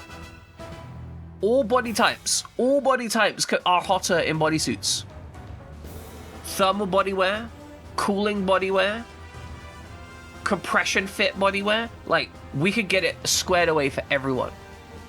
And also, it'd make it easier to wear power armor. Have you considered that? You could wear power armor over the outside of it in the future. So you could have like big mechanical power frames on the outside while having the cute body in the middle, right? Even your beer belly. We want your beer belly on full display. We want that powerful gut showing everyone the fuel that you have, ready to dispense at a moment's notice, to know that you personally could deliver power and energy at a moment's notice. Is something wrong, milady? It's nothing. Be gone. Excellent work today, Valletta. Cabedon! Do you think this guy would Cabedon his sister? I feel like Ingram just Cabedons people as like part of the course. It's just a natural thing for him. He rocks up, he Cabedons some people. It isn't even a gender thing for him, right? Like, he doesn't Cabedon people because like he's attracted to them or anything. He just Cabedons them because that's how he interacts with people. Alright, keep it cool. You go sleep tight. Yeah, he Cabedons as a Greek. He just walks up, Cabedons. Like, I imagine he will also, like, he will move walls around so he can Cabedon people against those walls. Like, he only ever talks to... Oh, could you imagine... Do you think he suffers from social anxiety if somebody's not near a wall? Like, maybe he's got, like, a pattern of interaction. He has to Cabedon someone for it to be a good social interaction. So he waits until someone's standing near a wall and then, like, quickly sprints over and Cabedons them out of nowhere. Ingram, listen. Did something happen? It appears there may be some issues between the harmonization between Levy and the Judecca. Even she's proving difficult to manage, I see. If something were to happen to the Judecca, it would end up activating the final adjudicator. In that scenario, the whole Earth would be endangered, and it wouldn't stop there. We could very well go down with it. The Barbarians and their perfect and perfectly idiotic failsafe. I don't suppose you have any new insights to the Nevi'im creators.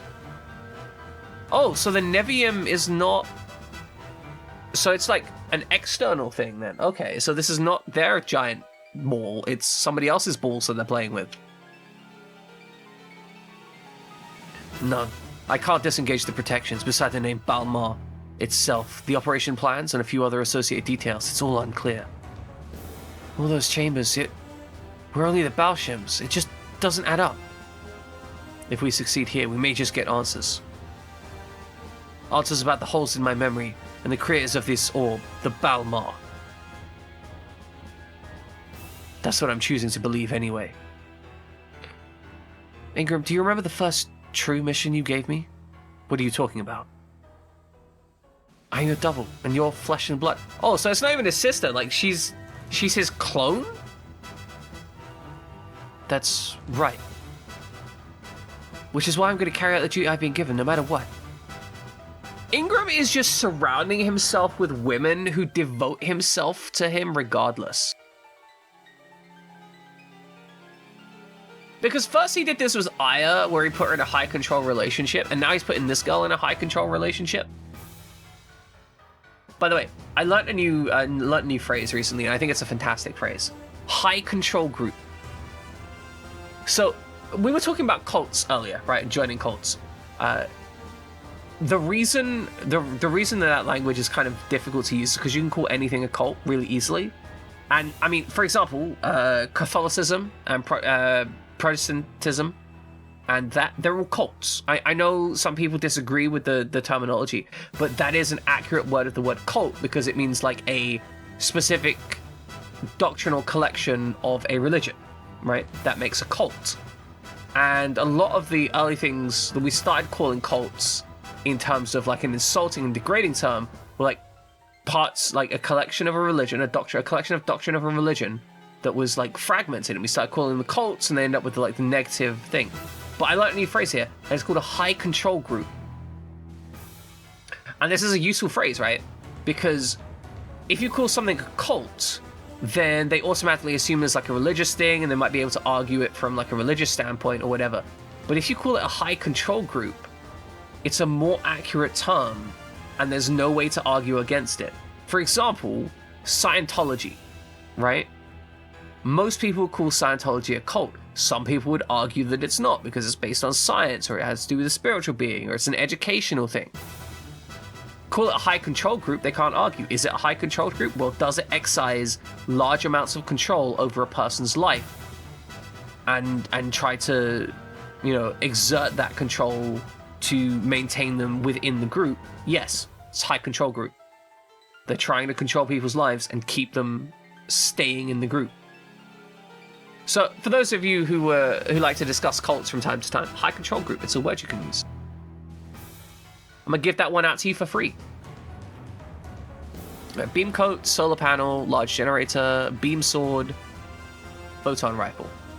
Why are we getting another beam sword at this point? Like, what do we... Like, I've got 6 of them, and I pretty much abandoned all of them. Yeah, but it's like, it's not particularly good.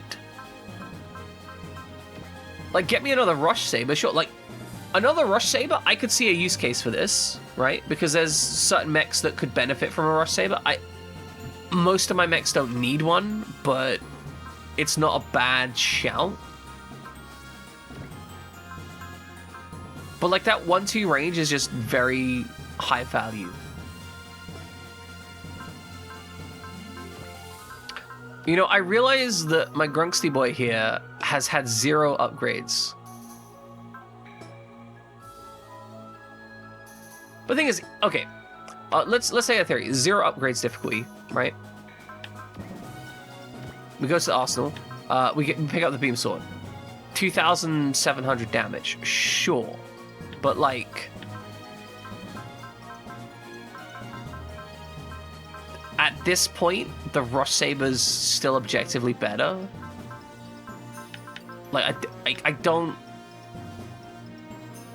Like, that 1-2 range... Basically, I guess unless you really needed them, but even then, if you have melee mechs and you put melee people in melee mechs, I don't see where you're gonna need that from. I don't know, maybe I'm just not. Maybe I'm not getting it. Maybe that's the problem. Maybe I don't understand it. Maybe it's a me issue. I barely use Cosmic Nova. I feel like Cosmic Nova is like way overcosted for the value proposition that it has. Like, okay, we can bring that up to 7,800. Cool, but like, we only get 1 shot of it before we have to reload it. That's not high value, and it requires 140 will.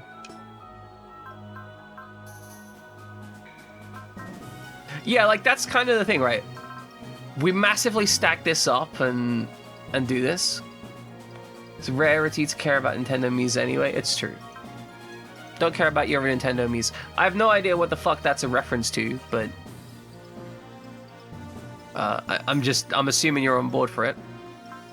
Like, so okay, disc cutter. I could see you upgrading disc cutter just because it doesn't require any will. You get it from the point. That makes sense. You can upgrade that. Psy-Flash, yeah, absolutely. I see that. You know, it's a post-move weapon as well. Like, these two are both post-move. That's quite good. Obviously, as you get later in the game, when you're more likely to have that high will at the start, then Akashic Buster just becomes higher value, and it's got 1 to 3 range. Like, this is a pretty solid thing. It does solid damage. It's very nice. Cosmic Nova, it requires such high will. I don't know, it's fine, but it's not great, right? Still locked in his Mesa, as it should be. Also, Shishiho Blade, disgusting. Actually disgusting. Like, genuinely, for realsies, gross. I'm looking at the time, and I don't know if I have, like, the mental energy and fortitude to run another map. I want to, but I shouldn't. Like, I want to run another map, but I think quite simply, if I run another map, it's going to be bad for my mental health. Like, I know I've talked about this before. This week so far has been really rough, emotionally and physically.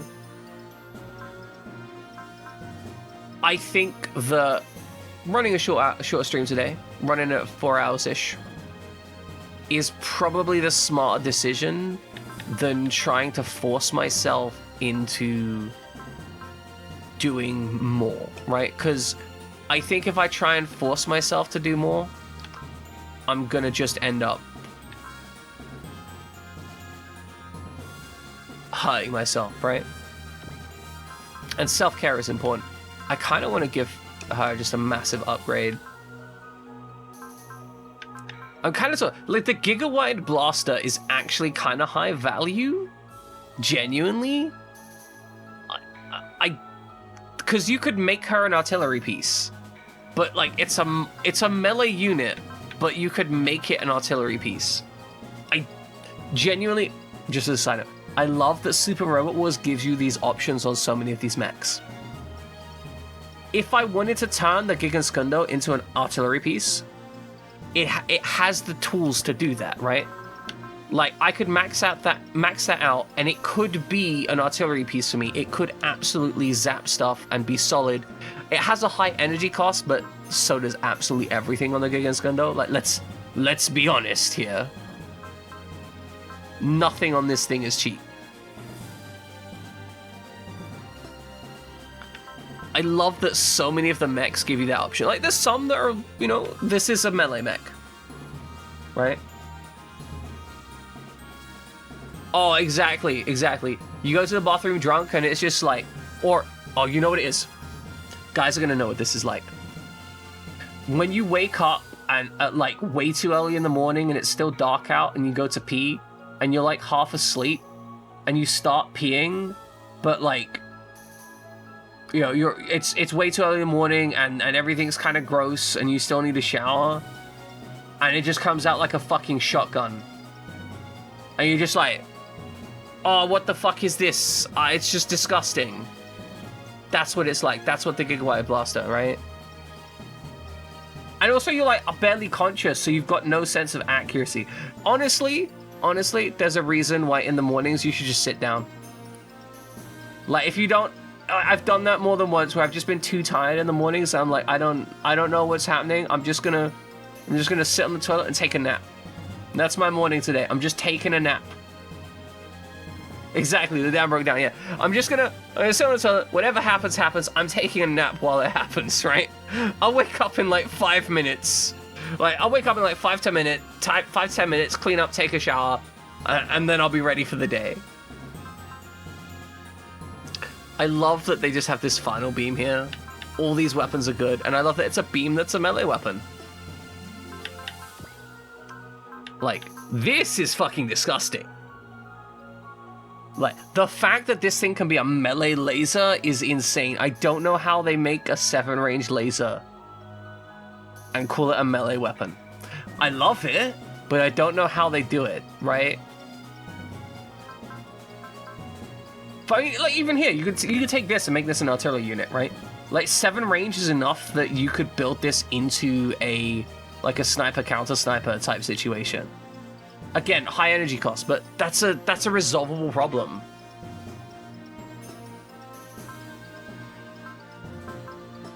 Okay, we got some new parts, right?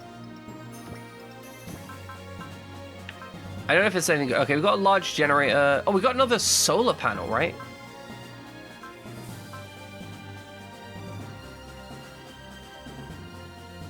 Exactly, Savannah.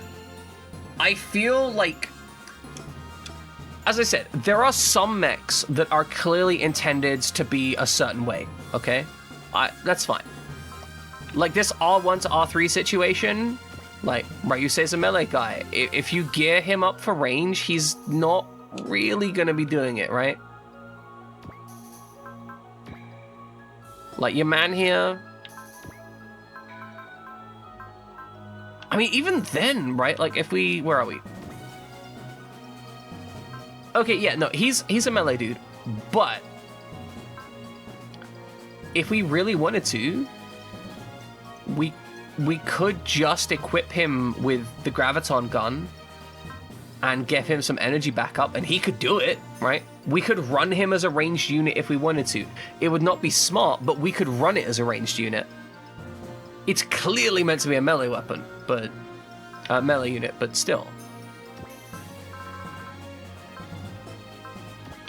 I kind of want to take this.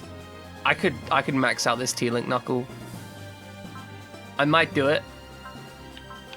Honestly, might do it, but maybe later. I love the fact also you could just take the Shootswald. Like this baseline Shootswald actually could go the distance. Like 100%. You get 2 of these Shootswalds. You could take them and they can go the distance. If you upgraded the shit out of them, upgraded their weapons, yes, it's costly, okay. It's fair. But they still work as tank units. And they haven't even got, like, great, like, I could field this with a defensive pilot and just be like, okay, this is a tank unit. I think that, you know, using my grunts for that, probably a better choice, right? But, like, just because there's better choices doesn't mean that that's a bad choice, right? We've got grunt units that are actually grunt units, even the Gespences, which, you know, I don't really care for the Gespences, honestly. They're cool looking, but the actual mech that they deliver on, not so great. But these are casual grunt units. I could, if I really wanted to, I could take these grunt units and fill my entire roster with them and just use them, and I would be able to do good work with them. I don't think I'd be getting the clears that I'm getting now, though. However, we're going to save this game. I will save it in the top slot.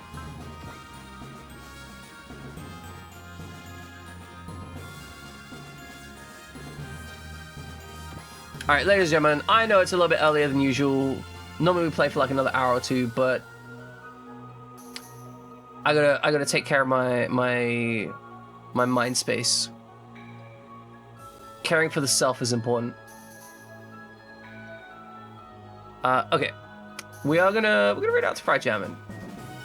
I know he's not playing like something like this, but fuck it. I've rated into him for a quick minute. Alright, ladies and gentlemen, if you enjoy Twilight Princess, this is where we're going. It's Fried Jammin. He's fantastic. We love him. Tomorrow, we're going to be back with Michigan Report from Hell. As long as nothing breaks, it might break. There is a high chance of shit breaking. Let's put it. There's 50-50 odds that shit breaks. And if it breaks, well, shit.